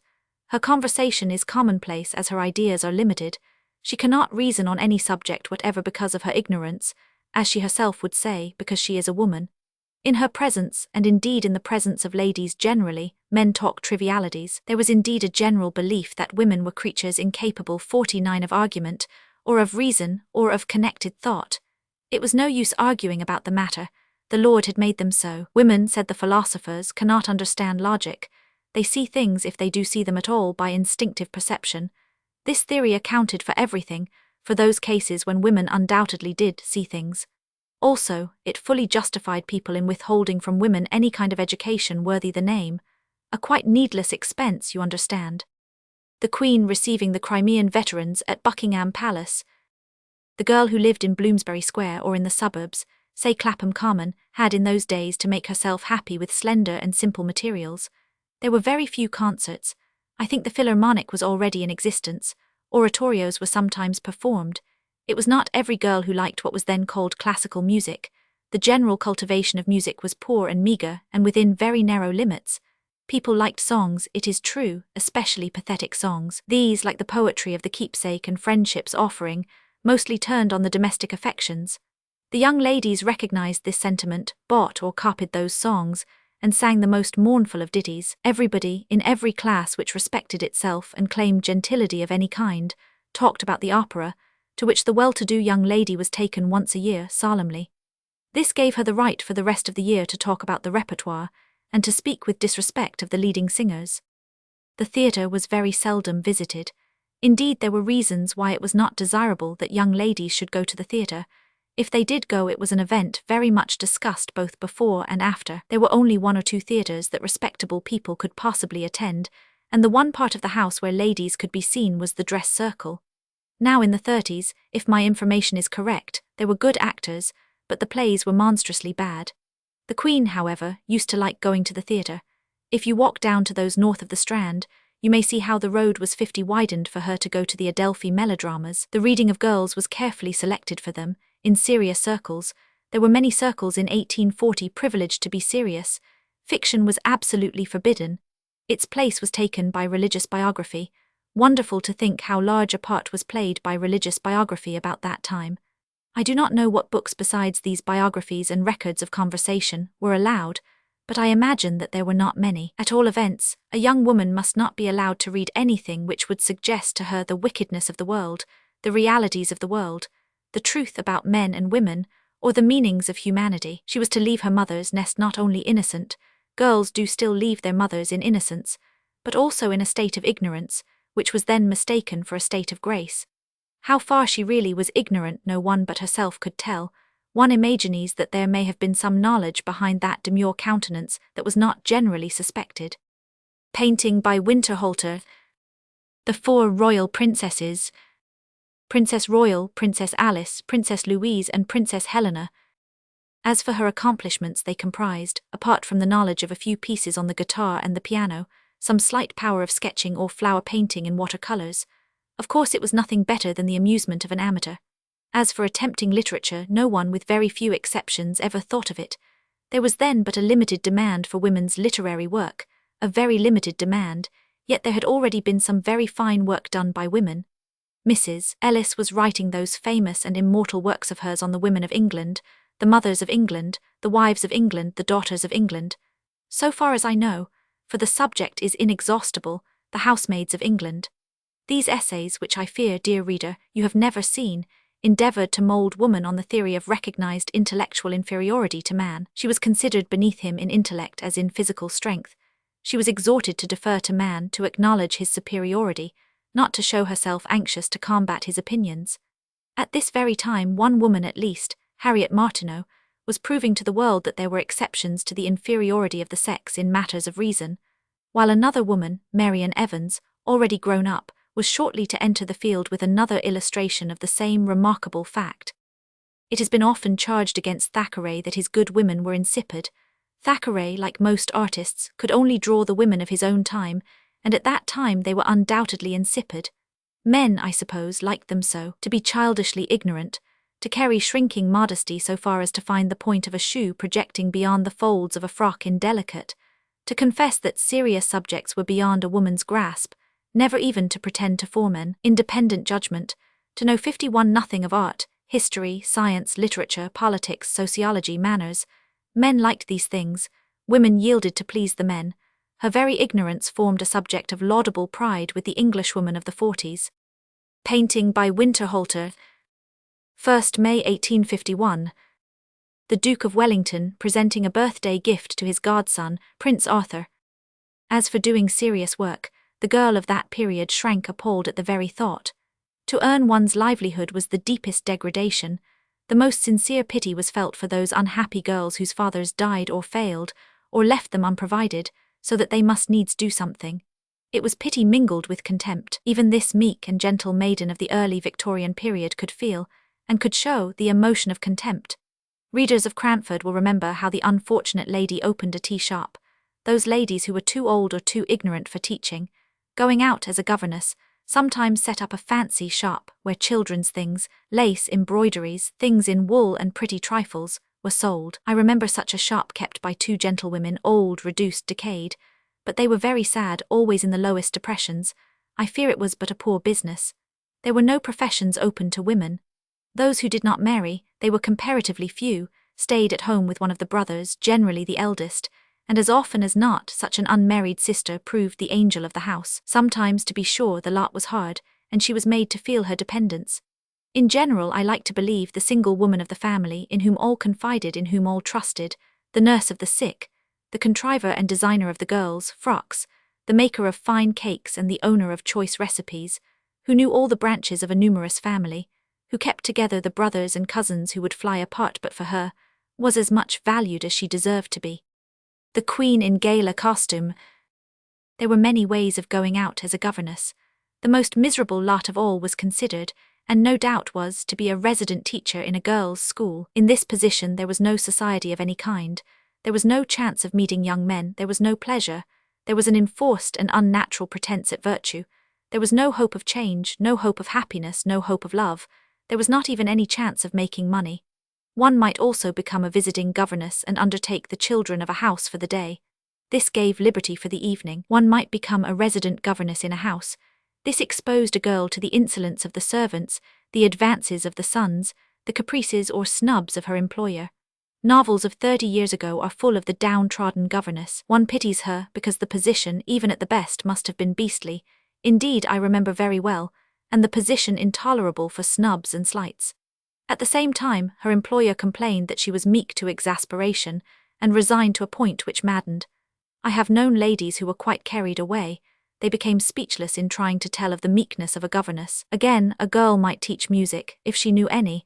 A thankless task when the stupidities of the pupils were visited on the teacher. A woman was not allowed to teach dancing. For a most praiseworthy reason, you cannot teach dancing without showing more than the tips of the toes, half the foot perhaps. Where then is feminine modesty? This accomplishment was therefore taught by a professor, generally a man who had played in his youth some small part in the operatic ballet. He carried a little kit or small fiddle, with which he discoursed a scraping, watery kind of music, while his nimble feet showed the way, and his thin legs cut single or double capers which the girls admired, but were not naturally invited to imitate. Nor could a woman teach writing and arithmetic. I cannot possibly explain why. For some unknown reason these useful arts were always taught by men. Yet women could add up, women could write, even in the year 1840. One such teacher of arithmetic and penmanship I knew. He practiced entirely in girls' schools. He was proud of his profession, which he ranked with those of divinity and law. He was full of innocuous jokes, and so to speak, non-alcoholic stories. He died about 20 years ago, ruined, he told me, by the introduction of women into the profession. Painting by Winterhalter, Prince of Wales, age 7. I say then that in the year 1840, so far as I can remember, there was hardly a single occupation in which a gentlewoman could engage, except that of teaching. Miniature painting can hardly be called an exception, because it is given to so few to be painters. She could not lecture or speak in public. St. Paul's admonition to women that they must not chatter in church, interpreted to forbid public speaking in church, was extended to every kind of public speaking. No woman so much as dreamed of speaking in public at this time. Later on, a Mrs. Clara Balfour astonished people by lecturing in literary institutes. I believe she was the first. I remember hearing her lecture. The people sat with gloomy faces. When they came away they shook their heads. Irregular, my dear madam. Sir, it is irreligious. Madam, it was an unfeminine and revolting exhibition. These comments were heard on the stairs. This system of artificial restraints certainly produced faithful wives, gentle mothers, loving sisters, able housewives. God forbid that we should say otherwise. But it is certain that the intellectual attainments of women were then what we should call contemptible, and the range of subjects of which they knew anything was absurdly narrow and limited. I detect the woman of 1840 in the character 53 of Mrs. Clive Newcome, and indeed, in Mrs. George Osborne and other familiar characters of Thackeray. Of society in 1840, let me speak only of the wealthier city class, the people who lived in big houses in Bloomsbury or in the suburbs. They had evenings with a little music. They were very decorous. The young men stood round the wall or in the doorways. The little music included those songs of the affections already mentioned. There was a little refreshment handed about or set out in the dining room. It consisted of sandwiches, cake, and negus. Sometimes there was a dinner party. The company were invited for 6:30. The dinner, always the same or nearly the same, consisted of salmon cutlets, haunch of mutton, boiled fowl and tongue, birds of some kind, and pudding of one or two kinds. The dishes were put on the table. Everybody helped each other. Nobody drank anything until the host had first taken wine with him. There was nothing to drink at dinner except sherry. After dinner the port went round once. The ladies retired. This was about 7:30 or 7:15. The men closed up. Fresh decanters were placed on the table, and they drank port steadily till 10:30, i.e. for 3 long hours. Then they went upstairs to the drawing-room, and as if the port was not enough, they had brandy and water hot. I have spoken of the wealthier class, but there was, and there is still, an immense number of girls belonging to the ranks where care and thrift were necessary in all things. In this class the unfortunate girls were slaves to the needle. All day and all the evening they were engaged in making and mending and darning. Families were large. There were little children and big boys, and the pile of linen and of stockings waiting to be mended seemed never to grow less, while the pile of things that had to be made grew steadily greater. A generation that has grown up with a sewing machine cannot understand this slavery. Think of this machine which sews up a length of 3 feet in a minute, and of the time that was formerly required to do the same work by hand. It is not too much to say that the sewing machine set free millions of girls. What they are doing with their freedom is considered in the next few pages. It was, at the best, an artificial and unnatural life. There was something oriental in the seclusion of women in the home, and their exclusion from active and practical life. It led to many a rude awakening, many a shattered idol, many a blow which embittered the rest of life. Lord Macaulay, Thomas Carlyle, William Makepeace Thackeray, George Eliot, Charles Dickens, Matthew Arnold, Robert Louis Stevenson, representative writers of the reign. I must not forget, in considering the Englishwoman of 1840, her extraordinary cowardice. It was impressed upon her from childhood that she was a poor, weak creature, that she needed protection even in broad daylight. Therefore, when a young lady of fortune went abroad, unless she drove in her carriage, she had a hulking footman walking behind her. If she was not a lady of fortune, she was escorted by a maid. She could go nowhere by herself. She saw danger at every corner, and was ready to scream at meeting a strange man in the open street. Nor must we forget her little affectations. She could not help them. They were part of her education. For instance, it was a very common affectation with girls that they could not eat anything at all. Such was their extraordinary delicacy and elevation above the common mortal. So they sat at dinner with a morsel upon their plates which they left untouched. Some girls made up for this privation by a valiant lunch. Some habitually lived low, and practiced, though in no religious spirit, abstemious austerities. I think, however, 54, that the girl who wished to be thought consumptive, cultivated a hectic bloom, and coughed and fainted, carried affectation perhaps too far.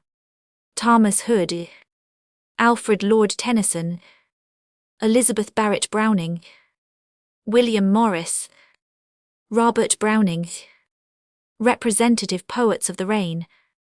Such was the woman of 1840. In London, among the richer sort, a gentle doll, often good and affectionate, unselfish and devoted, religious, charitable, tender-hearted. Sometimes, through the shutting up of all the channels for intellectual activity, snappish, impatient and shrewish. In the country, in addition to these qualities, a housewife of the very first order. Let us turn to the Englishwoman, the young Englishwoman of 1897. Statue of the Queen in Kensington Palace Gardens, by Princess Louise. She is educated. Whatsoever things are taught to the young man are taught to the young woman. The keys of knowledge are given to her. She gathers of the famous tree. If she wants to explore the wickedness of the world, she can do so, for it is all in the books. The secrets of nature are not closed to her. She can learn the structure of the body if she wishes. The secrets of science are all open to her if she cares to study them. At school, at college, she studies just as the young man studies, but harder and with greater concentration. She has proved her ability in the honours tripos of every branch. She has beaten the senior wrangler in mathematics. She has taken a first class in classics, in history, in science, in languages. She has proved not that she is man's equal in intellect, though she claims so much, because she has not yet advanced any branch of learning or science one single step. But she has proved her capacity to take her place beside the young men who are the flower of their generation. Young men who stand in the first class in honours when they take their degree. It is from such young men that our best statesmen, our judges, our ablest lawyers, our historians, our scholars, our divines are taken, and among them the young Englishwomen of the day stand in pairs. Statue in House of Parliament, by Gibson, Michael Faraday, John Tyndall, Charles Darwin, Herbert Spencer, Lord Lister, Thomas Henry Huxley, Lord Kelvin, representative scientists and philosophers of the reign. She has invaded the professions. She cannot become a priest because the Oriental prejudice against women still prevails, so that women in high church places are not allowed to sing in the choir, or to play the organ, not to speak of preaching. For some reason or other, women have never written nobly on religion. They have 57 written powerful religious novels, but there has never been among them a Dean Stanley or a Hooker. Nay more, I have never heard of a woman carrying her classical studies into the ecclesiastical domain, and unless one is a scholar, it seems impossible to write nobly of religion. In the same way she cannot enter the law, because the portals of the law are closed in her face by the Inns of Court, which will not allow her to become a barrister, and by the Law Institute, which will not allow her to become a solicitor. Someday she will get over this restriction, but not yet. For a long time she was kept out of medicine. That restriction is now removed. She can, and she does, practice as a physician or a surgeon, generally the former. I believe that she has shown in this profession, as in her university studies, she can stand inter pairs among her equals and her peers, not her superiors. There is no branch of literature in which women have not distinguished themselves, none, it is true, in which they have attained the same distinction as a few men, a very few men, but among those called the foremost in their generation, woman stands their equal. In music they compose, but not greatly, they play and they sing divinely. The acting of the best among them is equal to that of any living man. They have become journalists, in some cases of very remarkable ability. In fact, there are thousands of women who now make their livelihood by writing in all its branches. Painting by W. Simpson. Her Majesty's Visit to the American Ship, Resolute, 1856. There are artists of all kinds, oil painters, watercolor painters, black and white artists, sculptors, workers in pastel, carvers. In a word, every art that exists is practiced successfully by women. As for the less common professions, the accountants, architects, actuaries, agents, they are rapidly being taken over by women. 59. It is no longer a question of necessity. Women do not ask themselves whether they must earn their own bread or live a life of dependence. Necessity or no necessity, they demand work, with independence and personal liberty. Whether they will take upon them the duties and responsibilities of marriage, they postpone for further consideration. I believe that, although in the first eager running there are many who profess to despise marriage, the voice of nature and the instinctive yearning for love will prevail. The Royal Visit to the Great Exhibition, 1851. Personal independence, that is the keynote of the situation. Mothers no longer attempt the old control over their daughters, they would find it impossible. The girls go off by themselves on their bicycles, they go about as they please, they neither compromise themselves nor get talked about. For the first time in man's history, it is regarded as a right and proper thing to trust a girl, as a boy insists upon being trusted. Out of this personal freedom will come, I dare say, a change in the old feelings of young man to maiden. He will not see in her a frail, tender plant which must be protected from cold winds. She can protect herself perfectly well. He will not see in her any longer a creature of sweet emotions and pure aspirations, coupled with a complete ignorance of the world, because she already knows all that she wants to know.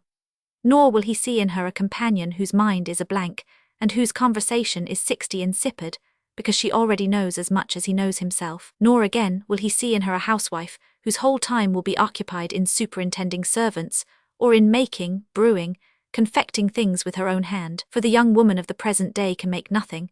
She cannot make her own dresses, she cannot trim her hat, she cannot cook, she cannot compound things delectable. The rolling pin she knows nothing about, or the pastry board. Love will be changed indeed. Man and woman will be of the same stature and of the same strength. I think not. There will always be the same differences in kind, but not so great in degree. The man will always look upon the world from his own point of view, the woman from hers, and these are never the same. Perhaps the greatest change is that woman now does thoroughly what before she only did as an amateur. I have said that she cannot make her own dresses, that is true as a general rule, but the woman who can does so professionally and thoroughly, and the woman who sews now sews more beautifully, turning out work equal to that of her ancestress, the Anglo-Saxon lady. So also if a girl takes up painting, she goes through the mill, she studies it in earnest, she studies it as a man would. And so with everything, the shallow amateurish pretenses are gone, women are thorough, women are professional. I have spoken above of certain little affectations of 60 years ago. These have vanished. The Englishwoman of today enjoys an excellent appetite and tackles her dinner valiantly. She has not yet learned to be critical over the dishes or over the wine, that will doubtless arrive. As for pretending to be hectic or consumptive, she would scorn such a shallow mockery. Her desire, on the other hand, is to appear strong and healthy. There have been certain losses in this development. For instance, there has appeared among us for the first time in the history of woman, the girl who does not care about her personal appearance. She wears uncompromising spectacles instead of a dainty pince-nez, she cuts her hair short, she wears a jacket all angles, there is no roundness in her figure, there is no sweet look of Venus in her face. Now, even on the philosophically countenance of Hypatia men loved to discern that sweet and gracious look of Venus, which made her philosophy palatable, and her lectures tolerable. Fortunately, this girl is as yet very scarce. Generally, it is whispered, there are certain sufficient reasons for her indifference to dress. and it has even been remarked of her that, if she did not study and do her best to uglify herself, it would still be impossible, by any arrangement of hair or costume, for her to beautify herself. Tailpieces. Headpiece. Chapter 6. The country town. I saw the people that were therein, and how they dwelt after the manner of the Zidonians, quiet and secure, and had no dealings with any man. Book of Judges. Let us leave London and visit a certain English country town, a market town, as it was in the year 1837. We will then consider the place as it is today. In 1837, it is a quiet town with no industries, except those created by the requirements of an agricultural centre. This not only causes a certain amount of activity and trade, but also gives rise to such industries as saddlery, farm implements, etc. The town consists chiefly of 2 or 3 streets running parallel, the larger and more important being the High Street. In the middle of the High Street is a square or place, where once a week is held a market, at which all kinds of things are exposed for sale, from poultry to shoelaces. A corn exchange, a branch bank, the town hall, 1 or 2 shops, and the principal inn fill up the square. The inn boasts a large wooden porch, whose pillars are painted to resemble stone. A covered way leads to the stables and stableyard. Within there is a hall imperfectly lighted, in which one finds a fly-blown map of the country, a huge pike in a glass case, a stuffed otter, doors leading to the coffee room and commercial room, a glass partition separating the bar parlour with the bar itself in front, and a broad, low staircase leading to the upper rooms. Here on market day, the farmers hold their ordinary, with deep and long potations to follow. Here the Lodge of Freemasons holds its monthly meetings in the winter, with a cheerful time of refreshment after labour. Here the county balls are held twice a year. There is a close, confirmed smell always lingering in the house. It suggests not so much beer and tobacco, which belong to a humbler house of entertainment, as hot brandy and water. The cold meats displayed under glass beside the bar look as if they were imbibing and assimilating that smell. If the windows were sometimes open, one feels, it would 62 make that cold chicken fresher, and would enliven that cold roast beef. When you order dinner at this hostelry, let it be of the simplest. Avoid their soup, of which they have but one kind. Be careful as to their fish, which has not only travelled 50 miles by train, but has also waited longer than is good for it. But you may trust them entirely in the matter of roast beef and mutton, fowls and birds. As regards wine, you will avoid most carefully claret. It is a thick and strong liquid, very heavily fortified with brandy. No one in England as yet has learned what claret means. They buy it and they pour brandy into it. Their sherry is a fiery compound, which you must regard with an uncomfortable suspicion. This also has been treated with brandy. In the year 1837, if you ask for champagne, which is extremely unusual, you expect a wine sweet and cloying, pink in colour, and served in long narrow glasses which make it look very pretty.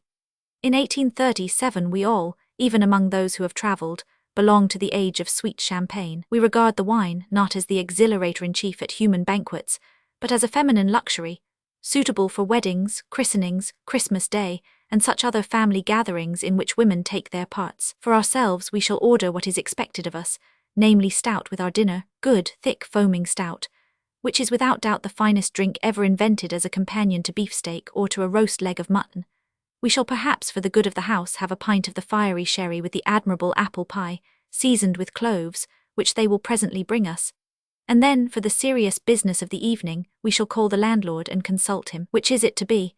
Does he recommend the 1820? Has he perchance a few bottles left of 1798, though that is almost past praying for? Does he think the 1828 sufficiently matured? Would he recommend that he should set before us some of his tawny? These questions, these difficulties, are recognized as matters of the greatest importance. There are 2 of us, we are moderate men. A bottle ahead is our humble limit, we must not throw away this moderation upon an inferior bottle. Finally, we yield to him. In port, this landlord we know from former experience hath a conscience. He brings us not the most expensive wine, as a low-class practitioner would do, but the wine which he thinks will please us best. He carries the bottle in his own arms, as if it were a baby. He draws the cork as an actor on the stage opens a letter, with importance. He decants it as if it were liquid elixir, leaving off at the precise moment when a drop from the turbid dregs of the bottle might sully the perfect purity of the splendid purple which he calls upon you to admire, holding the decanter before the light. We take our 2 bottles, we sit down to dinner at 6, so that when the bottles are empty it is no more than 9. We ring the bell and order brandy and water before we go to bed. We hold up the bottle to the light. It is the light of candles, not gas. No nasty, newfangled gas is allowed in this old inn, and indeed, those who have once used wax candles can never desire any better or softer light. Prince Albert, age 4. In the bedroom, the furniture is simple. There is a vast four-poster with its heavy furniture and valance and curtains. The bed is provided with feather mattresses, deep and soft and sinking, and pillows as deep. There is a wash-hand stand, there are 2 chairs, there is a dressing table with a looking-glass, there is a chest of drawers. There is nothing else, not a writing table, not an easy chair. A bedroom is a place, if you please, to sleep in, not to sit in 63 or to work in. If a guest wants to work, let him have a private room and pay for it, unless he can write in the public room. Lord Brougham, Sir Rowland Hill, Lord Palmerston, Lord Beaconsfield, Richard Cobden, W.E. Gladstone, Lord Salisbury, representative statesmen of the reign. If a bottle of port was considered a sufficient allowance of drink for a moderate man, what was it for a toper? The amount of drinking in these country inns was, in fact, incredible. Men who were considered quite temperate as a rule would sit drinking at a public dinner half the night through. They drank, not weak potations of whisky and Apollinaris, but strong fiery port, which they liked, as Tennyson is reported to have liked it, strong and black and sweet. Not for such drinkers as these did mine host produce his best and rarest. A more common and a ranker liquid did for them. The public dinner was rare. There was generally in the bar parlour, however, the town toper. He was a man whose father had amassed money in trade and left his son a small fortune, enough to keep him in idleness. The small fortune proved, as usual, a danger and a pitfall. Idleness led to temptation, temptation led him to the bar parlour. We may see him sitting in the wooden armchair where he spends all his evenings. He is close upon 50, the toper's limit. A tumbler of rum and water is on the table beside him. He is silent for very good reasons. He smiles upon the company to show how sober he is. He has been drinking all day long and is now quite full and quite drunk, yet at 10 o'clock he will get up and walk home by himself without so much as a reel or a lurch. He presents to the world when he goes out into it a nose of a kind that you cannot find now. A red, even a purple nose, largely swollen, covered with red blotches. It is a nose enlarged and painted by rum. Prince consort in royal robes. The tradesmen of the town have their club which meets every night, but not in the tavern. They frequent a place of lesser repute where they are alone. They are shy of admitting strangers. It is not known how much they drink, but one hears of families where there are daughters who, on the arrival of the familiar footstep, hurry out of the way. The town is 8 miles from any other town. A stagecoach passes through every day, but there is very little done to encourage it. The oldest inhabitant has lived here, man and boy, for 80 years, but he has never seen any other town. The coach drives merrily down the high street with the horn blowing. The coachman pulls up at the inn, the passengers all get down and have a drink. The horses are changed, the coachman mounts, the guard blows his horn, and the excitement of the day is over. The interests of the town are wholly self-centred. It is not conscious of any other place. There were wars 20 years ago. There is a fellow somewhere who fought at Waterloo, but nobody asks him questions. A weekly paper published at the nearest town comes over on Sunday mornings and gives them news of the outer world. But indeed, the news of the outer world drops on their ears like the murmurs of the ocean in the shell. It means nothing. The yearly holiday has not yet reached this place. The vicar, the lawyer, the doctor want no 65 holiday and take none. The schoolmaster takes his in his garden. Year after year, month after month, day after day, they do the same things in the same way, they have the same talk. As for books, they have none, only a dozen or so in a row. Boys who are fond of books are regarded askance. They are dragging down upon their heads a terrible future. No money is to be made by reading books. Boys who are fond of making music, who take to a piano as other boys do to a cricket bat, are considered as in a dangerous way. It is remarkable, and is to me inexplicable, how this country, where formerly every gentleman played some instrument, came to regard music with suspicion. The fact, however, is undoubted. In the same way, a boy who could draw and paint was looked upon with mingled pity and contempt. There was a great deal of caste in the profession chosen by the boys. The vicar's son went to Oxford or Cambridge and took orders. The lawyer's eldest son was articled to his father. The doctor's eldest son was articled to his father. In the principal shops, the eldest son was brought up to carry on the shop. The professional people, who called themselves gentlemen, would not associate with the shopkeepers. The county people would not associate with the professional people. Thus society was hedged about and kept in gradations. As regards other professions, the banks took some of the young men. 1 or 2 turned out to be clever, got scholarships and went to the universities, there to settle down for life on a college fellowship. Necessity compelled a few into teaching, then considered the last refuge of the destitute. The boy who could draw was articled to an architect in the nearest big town. Some went up to London and became clerks. Here and there 1 or 2, greatly daring, disappeared altogether beyond the seas. Drawing room at St. James's Palace, 1861, the last attended by the Prince Consort. As for the girls, they stayed at home. Their place was at home. They knew nothing solid in the 66 way of book learning, but like the London girls, they were accomplished. They could play a little and sing a little. They could do all kinds of fine work. They made all the family pies and cakes. They could distill, they could pickle and preserve, they could make and mend. They stayed at home. Out of 3 or 4, 1 remained unmarried. For her stretched along the road on the west of the town a row of tiny villas, each with its pretty little garden in front full of flowers, dahlias, peonies, geraniums, and the garden behind with its vegetables and its fruit trees. The unmarried one lived here, alone but not lonely. She it was who made most of the society of the place. Sometimes, when there was not enough money, she remained living with the eldest brother, a responsibility which he was never known to refuse. Religion played a great part in their lives. Most of the girls were serious.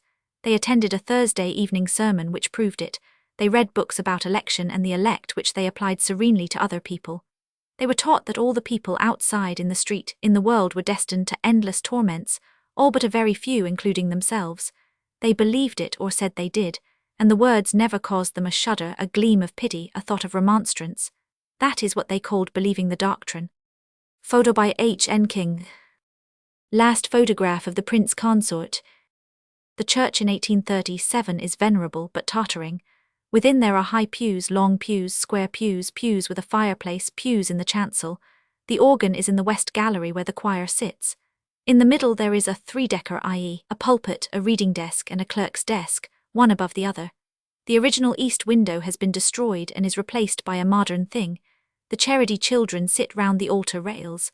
The once open roof is squared down and plastered over, half the windows are bricked up, 1 aisle has been pulled down and rebuilt in brick. Photo by H. N. King. Statue of Queen and Prince Consort at Windsor. Photo by Valentine. The Albert Memorial, London. 69. These ladies read little, they went nowhere. London was unknown to them save for 1 short visit. They were full of prejudice. They would not visit their right-hand neighbour because her money, not much of it, came from the drapery trade, nor their left-hand neighbour because one must draw the line above the farmer's daughter. They were full of little pretensions. Their papa was formerly the vicar, a gentleman and a scholar, or he was a solicitor, who, though himself sprung from a shop, was a gentleman by right of his profession, therefore his daughters refused to visit their cousins. It was truly wonderful to watch the social hedges raised everywhere. Photo by Mayol. A family group. Standing. Prince and Princess of Wales. Duke and Duchess of Hesse. Seated. Princess Christian. The Queen. Princess Beatrice. Duke of Connaught. Princess Royal. Somehow or other these hedges troubled the younger folk little. The young man came along in due course. He came to tea, he brought his flute. He stayed to supper, bread and cheese and beer with a glass of hot brandy and water afterwards. He gazed upon one of the girls. One Sunday evening he presented her with a rose in the church porch. The vicar that evening demonstrated the impossibility of hoping to escape, but the girl with the rose in her hand sat tremulous, flushed, happy. After the sermon the 70 young man walked home with her, the sister giving up her place and walking with the brother. The young man stayed to supper, cold lamb and a lettuce with beer and a glass of hot brandy and water. They talked of the sermon of despair and the text with no escape possible. While they talked, the spring of love was welling up in the girl's young heart. Thus is the soundest theology marked by nature. In 2 or 3 months there followed the wedding, with the breakfast and the pink champagne. Not every country town has experienced this decline. Some few have escaped, but all have suffered more or less, which depend entirely on the agricultural interest. Of one class I speak with great sympathy, the nonconformist ministers. They were none too well paid in the most palmy days. The chapel contained perhaps 120 members. These members paid 2 shillings a quarter each for his seat, or 8 shillings a year. There was no endowment. The minister therefore received £40 a year. This was increased by voluntary gifts from the richer members of the congregation, so that the minister probably reckoned on £100 or £120 a year for his stipend. Now, alas, there are no richer members, there are no voluntary offerings. The poor man has to keep himself and his family on £40 a year. Photo by Gunn and Stewart. HRH, the Prince of Wales. Photo by Gunn and Stewart. HRH, the Princess of Wales. What is this country town like after all these years? There are a few changes in the buildings, but not many.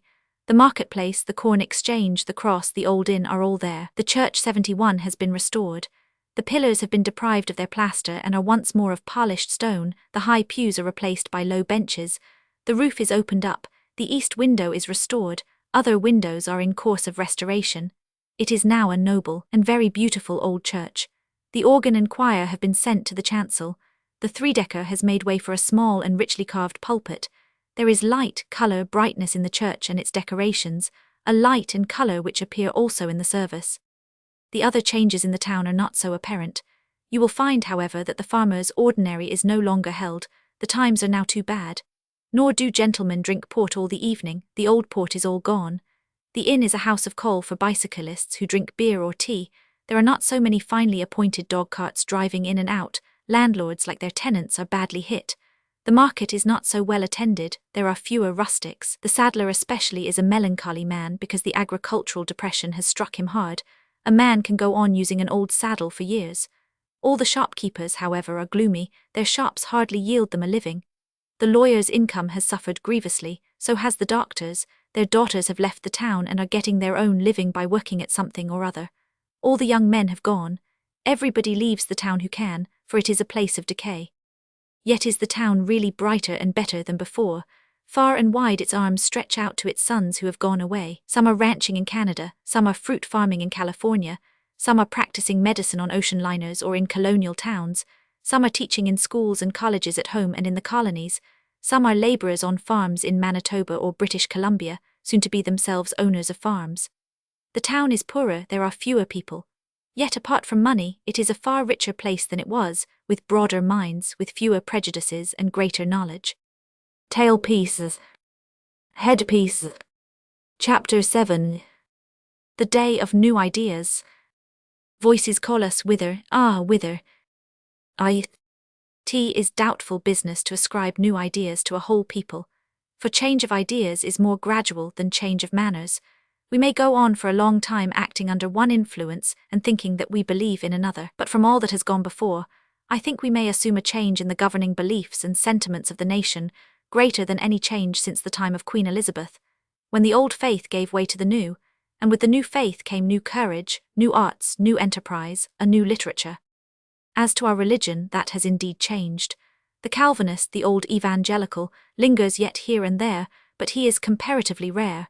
Even in the narrower sects there has been a broadening influence at work. In the Anglican faith, the Church of England, which is apparently destined to absorb all other forms, we have agreed tacitly to talk no more about the salvation of our souls, neither to talk about it, nor to think about it. To believe ourselves to be one flock in one fold with one shepherd, whether this change conduces to the higher spiritual life, I cannot venture to affirm or to deny. I am no theologian.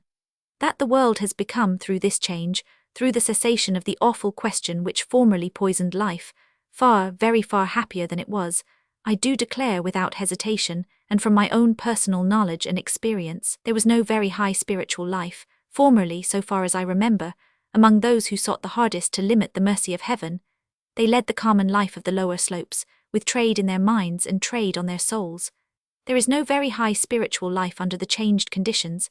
Still the common folk live the common life. Here and there among the clergy is found a Stanley. Here and there among the crowd one lights upon a saint. Always there is the common life for the multitude. Always there is the 73 saintly life for the chosen few, whether the leader is St. Francis or Calvin, whether the head of the church be the Pope, or the Archbishop of Canterbury, or John Wesley. Let us teach men and women to live well, with full consideration for each other, which is the most comprehensive virtue. The life which thinks of others is the happiest. Photo by Russell and Sons. HRH, the Duke of York. Photo by Russell and Sons. HRH, the Duchess of York. Another ingredient in happiness is physical comfort. We are all much better fed than we were, better housed, better clad. All along the line the standard of comfort has been advanced. The huge barracks in which the working classes of the great cities now live are not pretty, but consider how much more comfortable they are than the old court of tumble-down cottages with a street about 4 feet wide. The new barracks are fully provided with water. They are kept in a sanitary condition as good as any palace of prince or peer. They are light and airy. Go into any of the old courts, there are a few still at Westminster, and see for yourselves the dirty, dilapidated dens in which the people formerly lived. Then, while you think of the advanced standard of comfort, remember the cheap bread, the cheap tea, the cheap meat, the cheap butter, cheese, bacon, eggs, fruit, which are now offered to the working man. Not only have his wages gone up, but their purchasing power has advanced as well. If instead of 18 shillings a week he now gets 30, and if a shilling now could buy twice as much as a shilling 60 years ago, the standard of comfort for this man and his family has been advanced indeed. This standard of comfort, this increase in solid happiness, has by long custom and usage become the right of the people. They consider it as much their right as any of the liberties secured by Act of Parliament. This new right constitutes a danger, because a national disaster might run food up to famine prices, and then we should see, what we have not seen for a long time, the tigerish side of the Anglo-Saxon. The Jubilee Procession, 1887, leaving Buckingham Palace. Photo by Hughes and Mullins. Her Majesty the Queen in Jubilee Dress, 1887. 76. We have learned that the old revolutionary cry has quite died away and is almost forgotten. This also is partly the result of the increased comfort. At the same time, the advance of democratic ideas has been most marked. Slowly but surely, the whole power in the country has passed into the hands of the commons. The dominant idea at the present moment of our people is that the country must be governed for them and by them. This would have seemed a most terrible thing 60 years ago, that we should be governed by working men. Incredible.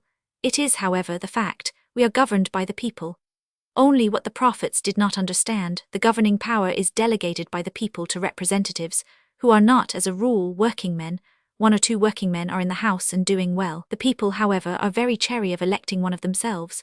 They prefer to send to the House as their representatives such men as John Morley and James Bryce, scholars and students, responsible persons, whom they know and can trust. They will not send demagogues and windbags and political adventurers. You have seen how they treat the House of Lords. So long as it gives no trouble it may remain, but only on condition that it is recruited from new families. If it were to obstruct any really popular movement, which the House will not do, we should see what would happen. Meantime, the people look abroad and judge for themselves. They observe that the great colonies are all republics, and are doing well under republican institutions. If we were not doing well under our institutions, it is quite certain that the revolutionary cry would be heard again. The Jubilee Procession, 1887, approaching Trafalgar Square. The Jubilee Procession, 1887, in Regent Street. Copyright Foster and Dickinson. The government side of the House of Lords, on the night of the division on the Home Rule Bill. 8 September 1893. The Lord Chancellor about to put the question. As regards work and wages, the people are firmly persuaded that they are entitled to be the dictators. They think that they have a right to exact what wages they think are fair, and to work for such hours as they think right. There have been desperate struggles, in which the employers have lost huge sums of 77 money, while the men have suffered terrible privations. It is not for me to discuss in this place the right or the wrong of trades unions. It is enough to state that the working men hold this belief, and are ready, whenever it is possible, to act upon it. Copyright Foster and Dickinson. The Conservative benches of the House of Lords, on the night of the division on the Home Rule Bill. 8 September 1893. The Marquis of Salisbury speaking. It is sometimes maintained that the British workman is a socialist. Well, it is certainly true that socialism exists in his ranks, yet he is not a socialist. Out of the vague socialism which floats about everywhere are springing up ideas, not adopting the theory of universal equality of work and pay, whether to the able man or to the fool, but ideas as to the rights of labour, ideas as to the power and the share which should be allotted to capital. That these questions should be discussed by the working classes, whom they so closely concern, appears to me most wholesome for the state. Capital was formerly a despot. Capital took what it pleased and tossed the workman what it pleased. Capital can do so no longer. Capital has now to reckon with a rival power, far greater than itself in strength as soon as it proves equally great in resolution. I believe so fully in the sense of justice which underlies everything in our working man's mind, that I do not believe that, however strong he will be, he will ignore the rights of capital.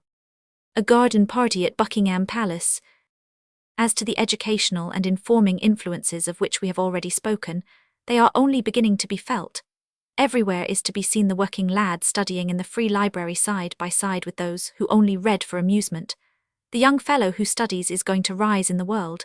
He will become an employer, or he will become a political leader. We may reckon upon seeing the House of Commons in 50 years, filled with such popular leaders sent up by the constituents. They will not be necessarily demagogues. They will not be necessarily adventurers seeking fortune and place by politics. Fortunately, members of the House of Commons are unpaid. This discourages the adventurers. They will, however, be leaders of the people, sprung from the people. Copyright S. Hildesheimer & Co., Limited. The House of Commons during the Home Rule debate. Mr. Gladstone addressing the House. Everything points, I repeat, to the advance of democratic ideas in all directions. For instance, most of the civil service is now open to competitive examination. The lads of the polytechnics will get these 81 appointments. There are some branches not yet open. These will also be thrown open. The law and medicine now require a 5 years' training, at a cost of over £1,000. These professions will be thrown open to the lads who can pass the examinations. It is now impossible for a poor lad to enter the army or the navy. By changes in the management and daily life of a regiment or a ship, poor lads will be enabled to win commissions. Photo by Hughes and Mullins. A breakfast party at Osborne. Princess Marie Victoria of Edinburgh. Princess Alexandra of Edinburgh. Princess Beatrice of Edinburgh. The Queen. Princess Alice of Hesse. Duke of Connaught. Princess Henry of Battenberg. Princess Irene of Hesse. These changes for the lads and working men I foresee very clearly. With regard to the position of women, I also foresee important changes. At the present moment there is a wild and insensate game of grab going on. Women admit of no restrictions, they claim everything. They are not satisfied with the whole intellectual field. They would overrun the field of physical labor. They take the men's work at half the pay. They drive the men out of the country. They remove from themselves the possibility of marriage. They deny the country that increase of population, which the country has a right to expect. This folly will presently cease. Calmer and more sensible counsels will prevail.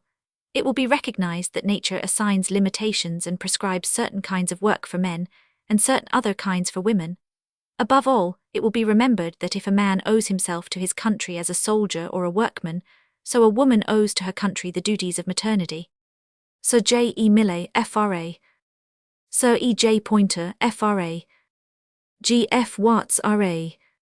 Lord Leighton, J. M. W. Turner, R.A. John Ruskin, Sir Edwin Landseer, R.A. Representative artists of the reign.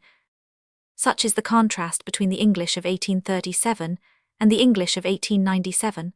I am not ignorant that there are still many and great improvements to be effected, but I hope that my readers who have followed me will acknowledge that we are not only advanced, but that we are advancing in new directions which 83 will lead the country into paths hitherto unsuspected or contemplated with dread. I regard these steps without anxiety. That is to say, I recognize the dangers if these lines are pushed out too far. In all human efforts there is danger.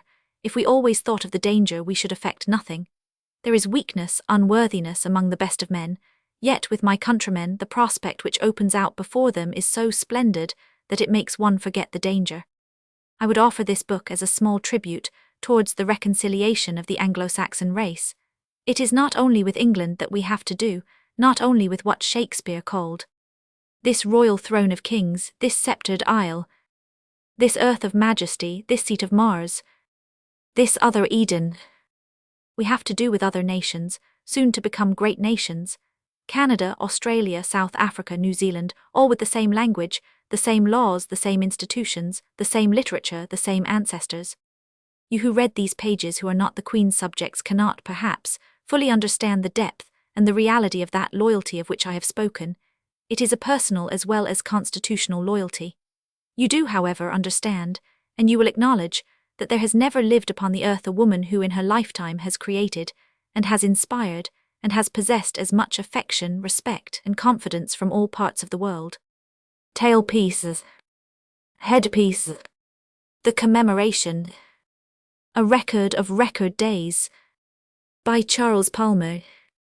O you that hold a nobler office upon earth than arms or power of brain or birth could give the warrior kings of old. Tennyson. 8.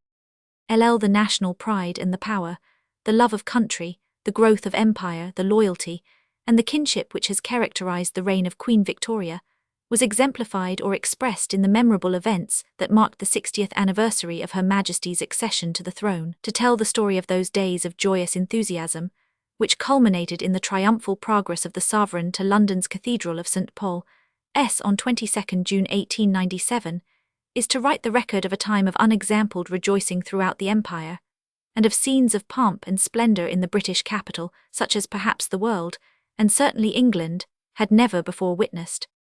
To attempt to trace the inception of so unique and historic a celebration would be impossible. It had no discernible beginning. The spirit of loyalty to the throne, of love and devotion towards its illustrious occupant, had grown with advancing years, keeping pace with the artistic, the material, and the moral development of the Victorian era. On 23 September 1896, Her Majesty's reign had exceeded that of any other English monarch, George Roman III, whose fourth son, Edward, Duke of Kent, was the father of the Queen, having died in the 59th year of his occupancy of the throne. It was the Queen's expressed desire, however, that the national rejoicing which would naturally signalize so auspicious a day should be postponed until the 60th anniversary of her accession. As soon as the royal wish in this regard was made known, spontaneous 86 preparations commenced over all her vast empire, with a view to celebrating in a manner worthy the nation and the nation's sovereign so great and glorious a reign. Side by side with extension of empire, there had been the growth of imperial sentiment among the masses of the English people, and of love for the mother country on the part of her colonial sons. The invitation to the premiers of Australia, Canada, the Cape, New Zealand, and Newfoundland to visit England and take a personal share in the national celebration was one which consequently met with a ready and hearty response. They were to bring with them representatives of the fighting forces of the colonies and dependencies, of the brave fellows who were helping to maintain that Greater Britain beyond the seas, and were to come as guests of the nation. They came, and they brought with them something else more valuable than all, the desire for closer union and for a united defence. Canada, through its Premier Mr. Laurier, unfolded a scheme of preferential tariffs for the commerce of the mother country, and Sir Gordon Sprigg carried with him the request that Cape Colony should be permitted to contribute towards the maintenance of the Imperial Navy, proofs of practical loyalty which none could mistake. The royal procession, the Queen's carriage leaving Buckingham Palace. In England and in the capital, it was felt that some good work should be inaugurated which might form a lasting memorial of a memorable time, and at the right moment, the Prince of Wales broached a scheme for freeing the great London hospitals from debt, and providing these voluntary institutions with a more sufficient income, a proposal that at once received support from all sections of the people. The royal procession. Princes and notables assembling in the court of Buckingham Palace. There was yet another scheme which owed its origin to the kindly thought of a member of the royal family, one that awoke responsive feelings in every heart, for it was the poor of London whom the gracious Princess of Wales considered above all others. She wrote on 29 April 189,787 from Marlborough House to the Chief Magistrate of the city, urging that, in the midst of the many schemes and preparations for the commemoration of the Queen's Diamond Jubilee, when everybody comes forward on behalf of some good cause, it seemed to her one class had been overlooked, namely, the poorest of the poor in the slums of London. The princess pleaded that the poor beggars and outcasts should be provided with a dinner or substantial meal during the week of the 22nd of June, and headed the subscription list with £100. As the historic 22nd of June drew nearer, London put on the gayest and brightest attire. From every housetop and window floated the Union Jack, or fluttered flags and bunting, while on the line of route mapped out for the triumphal progress of the sovereign decorations had been arranged on a scale of beauty and magnificence never equalled in the history of the capital. Wherever timber could be safely fashioned into temporary seats, their stands had been erected, some of immense size holding as many as 5,000 persons, others of towering height, some on roofs of government offices, and some resting against sides of church steeples, or built on the few vacant spots to be found amid the bricks and mortar of an overcrowded city. For days the streets were thronged with eager sightseers from all parts of England, from Europe and America. Foreign princes, distinguished ambassadors and special envoys arrived at the invitation of the sovereign and the government. There is feasting and jubilation, and London for once at any rate is the gayest of gay cities. The royal procession, the Queen's carriage with the celebrated team of 8 creams. Sunday 20th June 1897, the 60th anniversary of the Queen's accession to the throne, was observed as a day of general thanksgiving throughout the country. In the morning Her Majesty, attended by many of her children, went to St. George's, Windsor, to return thanks in the historic chapel of the castle for all the blessings and glories of her reign. In London, the members of the House of Peers were present in their robes of scarlet and ermine in Westminster Abbey. Her Majesty's faithful Commons went to the Church of St. Margaret's, near neighbour to the Abbey, and the judges attended St. Paul's Cathedral, at which the Prince and Princess of Wales were also worshippers. The royal procession. The royal carriage leaving the grounds of Buckingham Palace. When Commemoration Day broke, dull and cloudy, London was already awake, and thousands 89 were pouring in from the suburbs to take their places on the line of route, the privileged on seats and stands, the rest by the roadside. Those who had slept out in the open in St. James's Park, anxious to be the first to greet their sovereign on this auspicious day, saw the royal standard floating under the grey sky and above Buckingham Palace, where the Queen had passed the night. Soon there is life and movement behind the great gates, a passing to and fro of servants in brilliant scarlet liveries, and the coming of royal carriages bringing the distinguished guests who are to ride in the royal procession. The crowds grow denser under the line of trees standing out in the green perspective of the park. As the morning wears on, although there is no sun, the heat becomes stifling and oppressive. There is the marching and countermarching of troops to the sounds of military music, the slow approach of those war-worn veterans, the pensioners of Chelsea Hospital, for whom kindly forethought has provided benches within the palace gates, and the hurrying here and there of court functionaries and chiefs of police, until just as Big Ben in the clock tower of the House of Commons chimes out the first quarter after 9, the strains of the national anthem herald the approach of the colonial procession. It had been so arranged that these sturdy representatives of the guardians of peace and power oversea should be the first to reach the cathedral, there to line the roadways, so as to be able to gaze upon the Queen's cortege as it went by, and then to fall in behind, thus not only seeing but ultimately participating in the sovereign's progress. Cheers rend the air as, by way of the tree-shaded mall, comes this mighty force of empire personified, this moving column from the greatest volunteer army the world has ever seen. Men in red coats, men in blue, soldiers in the serviceable khaki, men with glistening helmets or with turbans carrying guns or holding lances. The stern Zaptis from Cyprus, the diminutive and yellow-skinned Dyaks from North Borneo, the troops from Hong Kong in their curious hats sitting like mushrooms on their heads, those big-limbed fighters the Hausas and the Maoris, the handsome forms of the Australian troopers, the Cape-mounted rifles fit bodyguard for the colony's premier, the Rhodesian horse, whose participation in the recent troubles in South Africa secures for them a cheer of particular heartiness. Men from Natal, from Canada, from every quarter where the British flag flies and the English tongue is heard, move along between the unbroken lines of a joyous people, ready to acclaim them brothers in patriotism and loyalty as well as by blood and the ties of race. Military types. Grenadier Guards, New South Wales Lancers, West Indian Regiment. It is a stirring scene, one which makes the pulse beat faster and the face flush with pride and excitement, but a greater and a grander is yet to come. While these brave sons are on their way to St. Paul's, the Queen is preparing for her historic and triumphal progress along the same gaily decked streets, now packed with a moving mass of loyal people. There is but a short interval of increased expectancy between the passing of the colonials and the appearance of the front of the military pageant, which is to accompany Her Majesty to the steps of the cathedral, where praise and thanksgiving are to be rendered to an almighty God for the blessings of an unparalleled reign. The royal procession.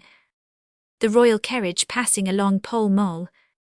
It is the British Army in miniature, at the head of which, by desire of the Prince of Wales, rides the 91 tallest man in the service, Captain O. Ames of the Life Guards, proud of his 6 feet 8 inches, and having as an escort 4 troopers of exceptional stature. Blue jackets dragging their naval guns are followed by detachments of cavalry regiments, and then in imposing array, in what seems to be a never-ending line, mounted men pass in review, hussars, dragoons, lancers, and horse artillery, with bands playing and pennants flying, and high above the martial music rises the proud cheers of a people justly glorying in this spectacle of military strength.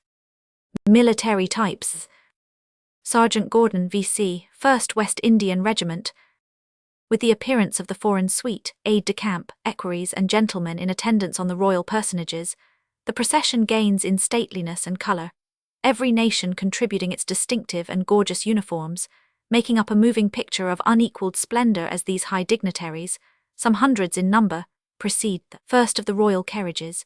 In these latter are seated the special envoys of Greece and Central America, Mexico and Brazil, Chang Yin-hun, the Chinese ambassador in handsome Eastern robes, Mr. Whitelaw Reid, the United States Special Ambassador, affording a contrast amid all this magnificence by the plainness of his black coat and prosaic silk hat. Next follow the great officers of state, and yet more carriages containing royal princesses, the Queen's children and her children's children, princesses from every court in Europe, and the widowed daughters of Her Majesty, the Empress Frederick, whose beloved consort formed so noble a figure in the other procession 10 years earlier, and Princess Henry of Battenberg, discarding for this joyous day her sombre attire and dressed in white. 16 carriages, all drawn by 4 horses, richly caparisoned and with postilions, serve to carry this noble company. Next come the royal princes and representatives, mounted and riding 3 abreast, the Duke of Fife and the Marquis of Lorne being among the first of this exalted group, which numbers 40 in all, and includes in its later ranks the Prince of Naples, Prince Albert of Prussia, the Grand Duke Serge of Russia, the Archduke Francis Ferdinand of Austria-Hungary, and the Grand Duke of Hesse, all present to do honour to England's Queen. An escort of Indian cavalry, richly dressed and splendidly horsed, follows, and then there is a slight break in the procession, for the 17th and last carriage is that containing the beloved sovereign on whom all thoughts and hearts are centred. Elaborate arrangements had been made so that Her Majesty, just before leaving Buckingham Palace, might send a simultaneous message to her subjects throughout the world, and these are the words, simple but sincere, which were transmitted over the private wire from the palace to the Central Telegraph Department in St. Martin's-le-Grand, thence to be flashed to the farthest corner of the British Empire. From my heart I thank my beloved people. May God bless them. VR and I. Let history record the fact, happy and significant as it is. During all that parade of military pomp and royal splendour, the sun had been hidden behind a haze of clouds, but at 11, just as a gun mounted in the park booms the signal that the Queen is passing from under the portals of Buckingham Palace, there is a sudden burst of brilliant sunshine, which illumines that scene of inspiring grandeur and spreads itself over the carriage in which is seated Her Majesty, the Princess of Wales, and Princess Christian. Cheers 93 burst forth from countless loyal throats, mingling with the strains of the national anthem, as the Queen's carriage is drawn along by 8 cream-coloured horses, covered with trappings of crimson and gold, ridden by richly apparelled postilions, and attended by grooms in gold-embroidered livery. The royal procession. Scottish pipers and colonial troops passing National Gallery. In front rides the Commander-in-Chief, Viscount Walsally, his breast ablaze with decorations. On the right of the royal carriage are the Prince of Wales and the Duke of Connaught, and on the left the veteran Duke of Cambridge, chief personal aide-de-camp to Her Majesty. In the rear is carried the royal standard, and following are high court officials, the Queen's colonial bodyguard, a squadron of horse guards, a troop of life guards, and a detachment of the Royal Irish Constabulary. Military types. An officer in Hong Kong Regiment. In Pall Mall the reception is one of exceptional loyalty and enthusiasm. Clubland is decorated with a richness and profusion testifying, as surely as do the shouts of welcome which greet the royal progress, that in the ranks of wealth and fashion are to be found some of Her Majesty's most devoted subjects. The chorus of acclamation is passed on by the crowds thronging the roadside, and is taken up by the peers and county councillors seated on immense stands in front of and facing the National Gallery. At last Temple Bar, the boundary of the city, is reached, and here waits the Lord Mayor in civic state, ready to offer fealty to his sovereign by rendering up that famous pearl-hilted sword which Queen Elizabeth presented to the corporation. The royal carriage passes the law courts, where the learned judges and lawyers raise cries of welcome, and comes to a stand just within the city precincts, on the north side of the memorial, which marks the site of the old city gates. Bowing low, with grace and deference, the chief magistrate with both hands presents the sword. The Queen bends over the side of her carriage, lightly touches the emblem of authority, and, with a smile and softly spoken words, once more consigns it to the Lord Mayor's keeping. With an agility which the Queen good-humouredly remarks to the Prince of Wales, the chief magistrate, still wearing a long gold-embroidered robe of purple velvet, mounts his horse and, bareheaded, rides off towards the mansion house, sword in hand, while the people applaud approvingly. Then the royal procession continues on its way along Fleet Street, and thence to Ludgate Hill, with its choice decorations of bright purples and delicate greens, its hanging garlands, its laurel festoons, and its gaily bedecked masts. Here is the very apotheosis of all the splendour and magnificence of the day, for, as that mighty cavalcade surrounding and accompanying Queen Victoria reaches the summit of the hill, its stateliness and beauty is rivalled by such a picture of ecclesiastical pomp and circumstance, of grandeur and dignity, as was never before witnessed in connection with the rites of the established church. The solemn act of worship and thanksgiving is to be performed in the broad open space outside St. Paul's, and on the steps leading to the west door of the cathedral are grouped the highest dignitaries of the church, in all their wealth of ornate vestments, waiting to receive the sovereign, while gathered around are the military band and immense surpliced choir, a brilliant company of distinguished guests, including the Premier of England and the members of the imperial government, soldiers in brave array, and yeomen of the guard, 95 in their picturesque attire. A front line of splendid uniforms being formed by the corps of gentlemen-at-arms in their crimson cloth coats heavy with bullion adornments, their burnished helmets with nodding plumes of white, holding in hand richly chased halberts. The royal procession. Lord Roberts reviewing the procession as it approaches St. Paul's. From the outset of her reign, the Queen showed her interest in the first line of defence of her island kingdom, and repeatedly held royal reviews at Spithead. The most noteworthy of these were in 1856, at the close of the Crimean War, when Britain's sea power was displayed in 254 vessels of all sizes, the last occasion when the wooden walls of Old England took a prominent part, and in 1887, the Jubilee year, when it was believed that the iron bulwarks of Britain's shores had attained their ultimate strength and power. Great as was the fleet then shown to Her Majesty's royal guests and her gratified people, it was weak compared with the vast array of 26 June 1897, when no fewer than 160 vessels flew their pennants to the breeze, and in combined strength and powers, both of defence and attack, surpassed all other fleets which have ever been gathered together at any one corner of Neptune's domain. These splendid squadrons, ready at a few days' notice for mobilization for active service, should need arise, are independent of the 125 vessels which constitute the British fleets in commission in all parts of the world. The Naval Review at Spithead, June 26, 1897. Disposition of the ships. The ships were anchored, with free space to swing with the tide, in 5 lines, each extending to rather over 5.5 sea miles. In addition to these regular lines, there were, just outside the entrance to Portsmouth Haven, flotillas of small government craft. The first line, nearest the shore of the mainland, consisted of torpedo boats and on its western flank of training brigs, the latter about the only representatives of the pure sailing ships left to our navy. The second line was composed of destroyers and gunboats, the third line of third-class cruisers, torpedo gunboats and gunboats, the fourth and fifth of battleships and cruisers. A sixth line was constituted by the warships sent by foreign governments in honour of the great naval event and of the Queen's Diamond Jubilee, while a seventh was composed of a representative fleet of our unsurpassed mercantile marine. If the latter be numbered with the British fleet, together with pleasure steamers and yachts which sailed and steamed in and out of the lines the whole day long, it may be reckoned that there were nearly 300 vessels in the Solent. It is the centre of this wondrous throng which furnishes the most striking portion of a gorgeous picture, for here at the foot of the steps stand the Archbishops of Canterbury and York, wearing dark purple copes, the Bishop of London with a cope of salmon pink and gold and on his head a skull-cap of cloth of gold, the Bishop of Winchester in a gown of dark velvet, the Dean of Westminster and the canons of the Abbey attired in their coronation copes of purple velvet with gold devices, and the Dean of St. Paul's and the canons enveloped in scarlet copes emblazoned with the sacred monogram, IHS, surrounded by a halo of gold-embroidered tongues of fire. Here, too, is the archimandrite of the Greek church in more sable vestments, and a hat with black hangings descending down the back as far as the waist, a style of headdress closely resembling that of the Archbishop Antonius of Finland.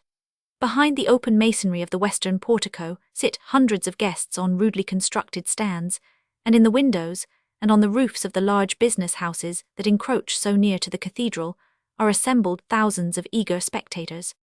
To this great scene of colour and animation the Queen approaches, amid the plaudits of her people, re-echoed by those assembled at the cathedral front.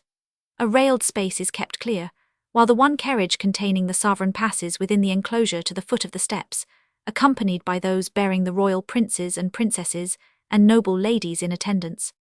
Again the sun bursts forth in radiant beams as the national anthem is thundered out by the military bands. A copy of the brief service in morocco binding is handed to the Queen, and the choir, assisted by the military bands, breaks out into that song of holy praise, Te Deum Laudamus. It is a setting composed for the occasion by Dr. Martin, the cathedral organist, and the music is full of power and beauty. Subdued are the strains where the notes of praise change to those of prayer. First the male voices are heard in stately unison, and then the bright tones of the boys take up the song, but the whole vocal and instrumental strength joins in overwhelming power for the closing words, O Lord, in thee have I trusted, let me never be confounded. All stand uncovered while this is sung, and Her Majesty remains seated, holding a white sunshade over her bowed head, but the princesses by standing up in their carriages participate in this act of royal thanksgiving. Military types. The Niger Company Constabulary. With united voices Dean Gregory, the canons and minor canons of St. Paul's offer the prayer, O Lord, save our Queen, to which the great choral force makes answer, and mercifully hear us when we call upon thee. The Lord's Prayer is recited by the Dean, and then the Bishop of London, standing immediately in front of the sovereign, invokes the divine favour. O Lord, our heavenly Father, we give thee hearty thanks for the many blessings which thou hast bestowed upon us during the 60 years of the happy reign of our gracious sovereign lady, Queen Victoria. We thank thee for progress made in knowledge of thy marvellous works, for increase of comfort given to human life, for kindlier 99 feeling between rich and poor, for wonderful preaching of the gospel to many nations, and we pray that these and all other thy gifts may be long continued to us, and our Queen to the glory of thy holy name, through Jesus Christ our Lord. Amen. The Naval Review, the Royal Salute. Exactly at 2 o'clock the Victoria and Albert slipped her moorings, and with the royal standard flying left the harbour, preceded as an advance guard by the Trinity yacht Irene. When passing the Victory, the band on board the latter played the national anthem, while the boys on the old three-decker St. Vincent manned the yards and cheered. The Prince of Wales's yacht was followed by the Carthage, with the foreign princes and court functionaries, the Enchantress with the Lords of the Admiralty, the Wildfire with the colonial premiers and Mr. and Mrs. Chamberlain, the El Dorado with the ambassadors, the Danube with the members of the House of Lords, and the Campania with the members of the Commons. At 10 minutes past 2 the royal squadron reached Spithead, and there came out of the lace of grey mist a symphony of explosions. The salute of the fleet to His Royal Highness had begun.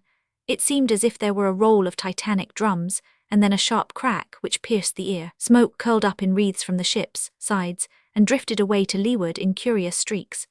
Anon it belched from the snakeheads of the smaller guns in circles which floated high in the silver sky.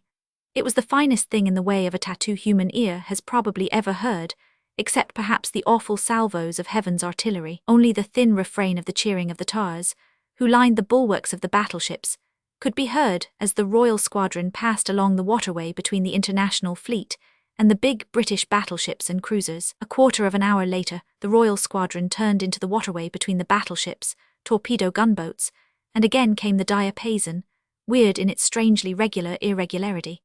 Folds of white smoke curled and slid up from the sides of the great ships, and the even grey sky overhead began to warp into folds, with just here and there a little glimpse of blue out of the fleecy smoke, bearing with it a gleam of sunshine from a broken cloud overhead. An awe-inspiring silence falls over that vast throng as the Archbishop of Canterbury, with hand uplifted and head uncovered, pronounces the benediction, while the sovereign, to whom all hearts go out in love and sympathy, bows her venerable head. Few have remained unmoved spectators of that solemn and impressive scene, but every man turns pale with emotion, and the eyes of the women fill with tears when Dr. Martin, having turned to the mighty numbers which occupy the surrounding buildings, has raised his baton. The signal has been understood, and the populace has risen in one great body to join with the crowned heads, the princes, the statesmen, the bishops, and all the noble and brilliant assembly fronting the cathedral, invoicing the music of the old 100th. Little wonder that the beloved sovereign, seated there in her half-mourning attire in the midst of all that throng of dazzling colour, is overcome with the might and the power of that final outburst of praise and thanksgiving. The tears fall fast down that kindly face, and the hands are seen to tremble. But there is a greater and a grander scene yet to come. A hush as of death which succeeds the Amen of the grand old hymn is broken by a cry which at once changes thoughts of worship into shouts of almost frenzied loyalty. 3 cheers for the Queen, whose voice utters this welcome summons. Welcome to feelings bursting for expression, welcome to hearts throbbing in the throat with half-hysterical excitement. Some say it was the Archbishop of Canterbury, Dr. Temple, who gave the call, others that the voice came from the group of foreign princes. Whoever it was, the word is obeyed with electric power. Stately bishops wave their caps in air, soldiers raise their swords on high, flags and handkerchiefs flutter from the surrounding houses, and with one mighty voice, hurrah, hurrah, hurrah, is hurled forth by the great throng. And what of the Queen, the gracious lady, the centre of all this overwhelming enthusiasm? Her face is pale but radiant, and although the tears course down her cheeks, there is a look of inexpressible pride and thankfulness in the sovereign's eyes. Her eldest son comes forward to whisper words maybe of comfort and courage to his beloved mother, and the Duke of Cambridge also draws nearer to Her Majesty. God Save the Queen is given out by the massed bands and voices, and all the people join in singing.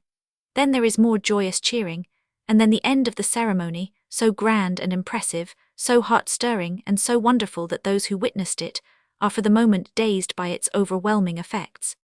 Once more there is movement in the procession, for the Queen has yet to meet countless thousands of her people, and with remarkable precision the great cortege sets out on its way, to the accompaniment of the music of instruments and that grander music, the plaudits, of a happy and contented people. The sovereign is driven through the city, and past the mansion house, where the Lord Mayor has already arrived, and where the Lady Mayoress briefly welcomes the Queen and hands her a bouquet of mauve and white orchids in a silver basket. The procession proceeds over the river by way of London Bridge, through the ancient borough of Southwark, the High Street, the Borough Road and Westminster Bridge Road, over the Thames again, and then under the shadow of the Houses of Parliament, where the faithful Commons are assembled, stand of immense construction along Parliament Street, across the Horse Guards, Parade, whereas throughout the whole route, space is kept for the procession by a thin red line of military. 'Neath the welcome shade of Mall's avenue of trees, to the massive entrance gates of Buckingham Palace. The royal procession, the ceremony at St. Paul's. Following is the order of that portion of the procession known as the Queen's Procession. First carriage pair of horses. Senor Don Demetrio Iglesias, Costa Rica, Herr von Brauer, Baden, M. Ramon Subercaso, Chile, and M. Ran Gabe, Greece. Second carriage pair. M. E. Machin, Paraguay, Senor Canevaro, Peru, M. M. Mijatovic, Serbia, and M. Medina, Central America. Third carriage pair. Don Antonio Mir Celis, Mexico, Dr. Alberto Nin, Uruguay, Dr. Cruz, Guatemala, and M. de Souza Correa, Brazil. Fourth carriage pair. His Excellency Chang Yin-hun, Chinese Ambassador, HSH the Prince Charles de Lien, Belgian Ambassador Extraordinary, Count van Linden, Netherlands, and Monsignor Sambucetti, Papal Envoy. Fifth carriage pair. His Excellency Hun, Whitelaw Reid, United States Special Ambassador, Duke of Sotomayor, Spanish Special Ambassador, and General Devout Duc d'Auerstadt, French Ambassador Extraordinary. Sixth carriage pair.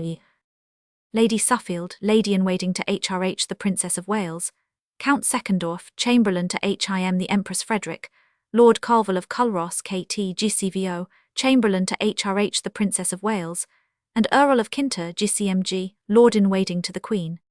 Seventh carriage pair. Earl of Latham GCB Lord Chamberlain, Earl of Pembroke and Montgomery GCVO Lord Steward, Princess Hatzfeldt-Trachenberg, Mistress of the Robes to HIM the Empress Frederick, and Dowager Lady Churchill, Lady of the Bedchamber. Eighth carriage pair. Duchess of Buccleuch, Mistress of the Robes, Princess Ina of Battenberg, Princess Alice of Battenberg and Princess Alice of Albany. Ninth carriage pair. Prince Alexander of Battenberg, Princess Fedor of Saxe-Meiningen, Princess Victoria of Schleswig-Holstein, Prince Arthur of Connaught, and Princess Victoria Patricia of Connaught. 10th carriage pair. Duke of Albany, Princess Aribert of Anhalt, Princess Louis of Battenberg, Princess Margaret of Connaught, and Princess Beatrice of Coburg. 11th carriage pair: Princess Adolph of Schaumburg-Lippe, Princess Frederick Charles of Hesse, and Hereditary Princess of Saxe-Meiningen. 12th carriage 4 horses: Princess of Bulgaria, Duchess of Teck, Princess Frederica of Hanover, and Princess Charles of Denmark. 13th carriage 4: Grand Duke of Mecklenburg-Strelitz, Princess Henry of Prussia, Duchess of York, Princess Victoria of Wales. 14th carriage 4: Grand Duchess of Mecklenburg-Strelitz, Grand Duchess of Hesse, Grand Duchess Serge of Russia, and Princess Louise, Duchess of Fife. 15th carriage 4: Duchess of Albany, Duchess of Connaught, Duchess of Saxe-Coburg and Gotha, Princess Henry of Battenberg. 16th carriage 4 black horses: Duke of Saxe-Coburg and Gotha, Princess Louise, Marchioness of Lorne, Princess of Naples, and HIM the Empress Frederick of Germany. Karl Hun, HWJ Buying CB. Lute, FEG Ponsonby. Escort of Indian Cavalry. FM Viscount Walsely, KP GCB GCMG Commander-in-Chief.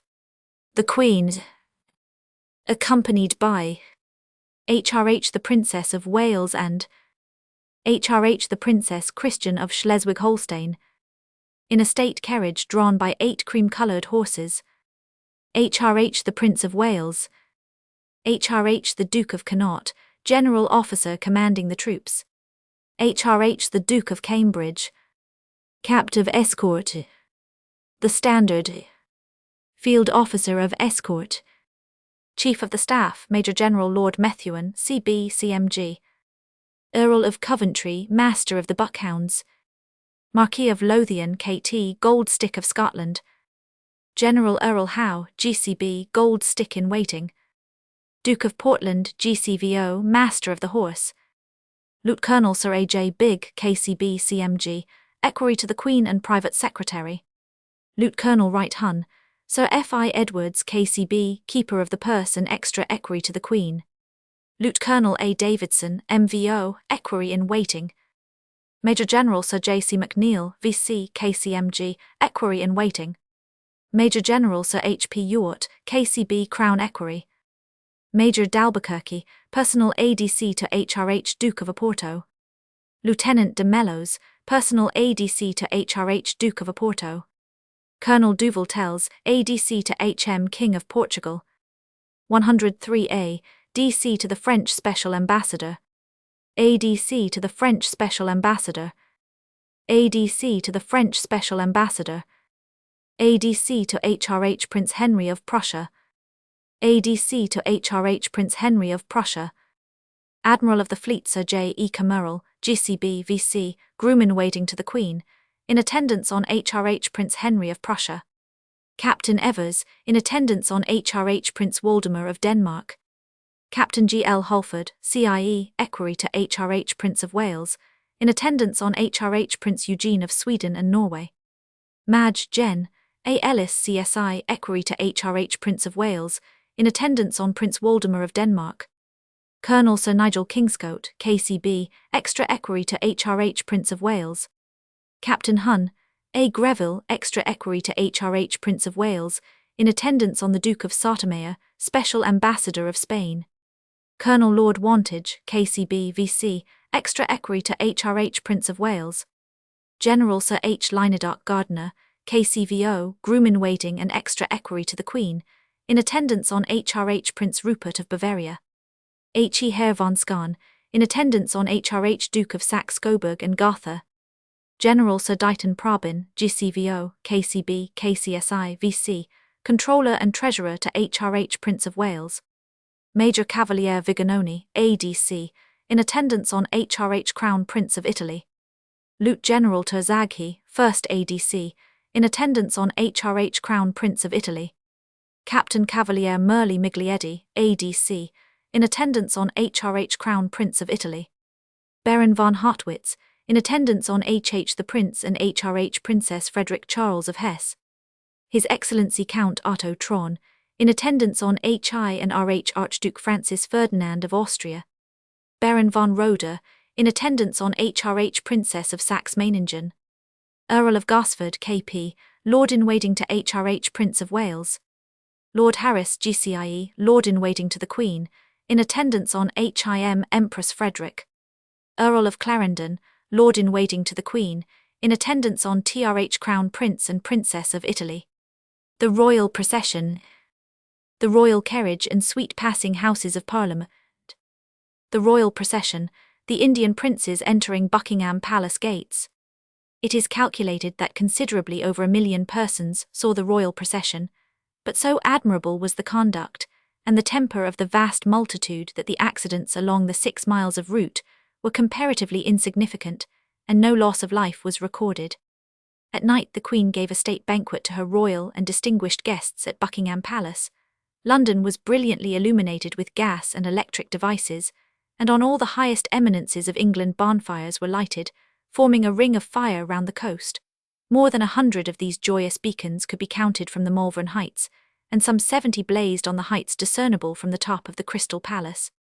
The royal procession, the Queen's return to Buckingham Palace.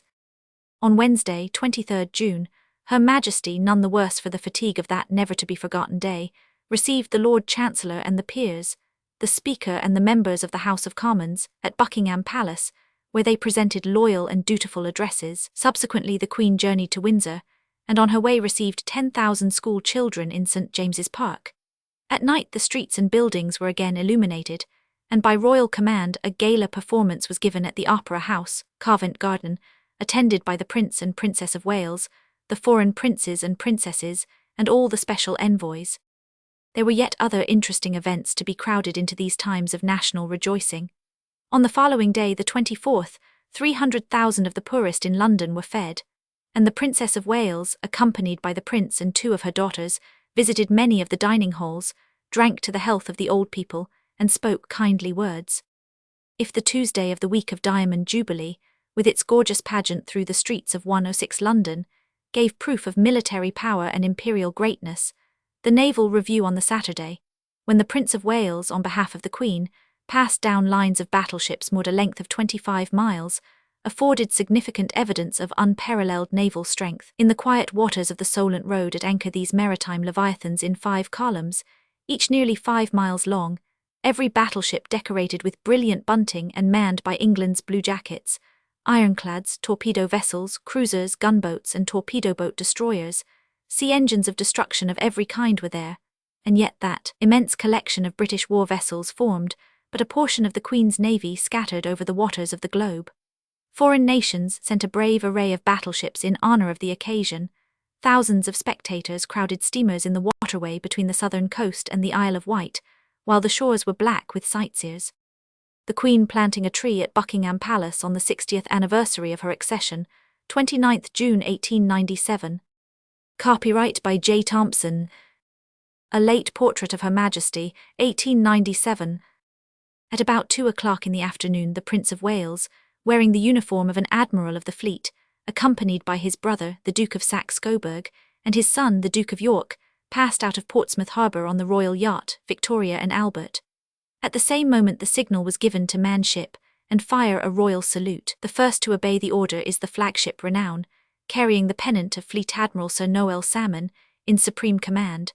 Then follow in turn all the guns of that mighty fleet, until the booming of ordnance sounds like the roaring of many thunders. Ships bearing foreign princes, colonial premiers and ambassadors proceed in the wake of the royal yacht, which, as it passes each vessel of the fleet, is cheered by officers and men, hat in hand. When the Prince of Wales had completed his inspection of those unbroken lines, one mighty and overpowering hurrah is given by all on a signal from the Renown. Although later in the day a tropical thunderstorm broke over 107, that 19th-century armada, and the weather continued unpropitious, at night every ship was outlined with incandescent lamps, the shape of each man-o'-war being plainly shown by the electric glow. As the royal yacht slowly passed to her anchorage, halfway down the line of battleships, the sun blinked with a golden glitter, and the breeze from the west stretched every pennant and flag. The play of colour was like that of an old English garden in the first blush of summer, of the African veldt after rain, or the swaying rainbow sheen of the flower-strewn grasses and uplands of Australia. Then came once more that strangely joyous clapping of hands, or the guns from the fantoships in unison, with hearts beating with gratified loyalty on the long line of vessels on the outer verge. The Prince of Wales held a reception on board the Victoria and Albert of all the flag officers of the fleet, and the officers representing the foreign fleets. While this function was going on, the Junera weighed anchor to make around the fleet. The sun shone with brilliancy, and the dancing pale green waves marked the happy hearts of a proud people. At no period of the long day did the magnificent lines of the vessels stand out with such vivid and coloured brilliancy. The low mainland, dressed in its nearest front with shapely woods, formed a nice background to the sun-glinted funnels and hulls of the ships. To complete as far as possible this brief record of national rejoicing, mention must be made of the Queen's visit to Kensington, the place of her birth, and of the garden party given on the same day, 28 June 1897, at Buckingham Palace. Seated at the entrance to a marquee erected on the lawn, the sovereign received her guests, the princes and princesses from European and Eastern courts, and the flower of the English nobility. It was a brilliant gathering, forming a fitting conclusion to that panorama of scenes of splendour and beauty which the capital of the empire had contributed in celebration of 60 years of a beneficent and illustrious reign.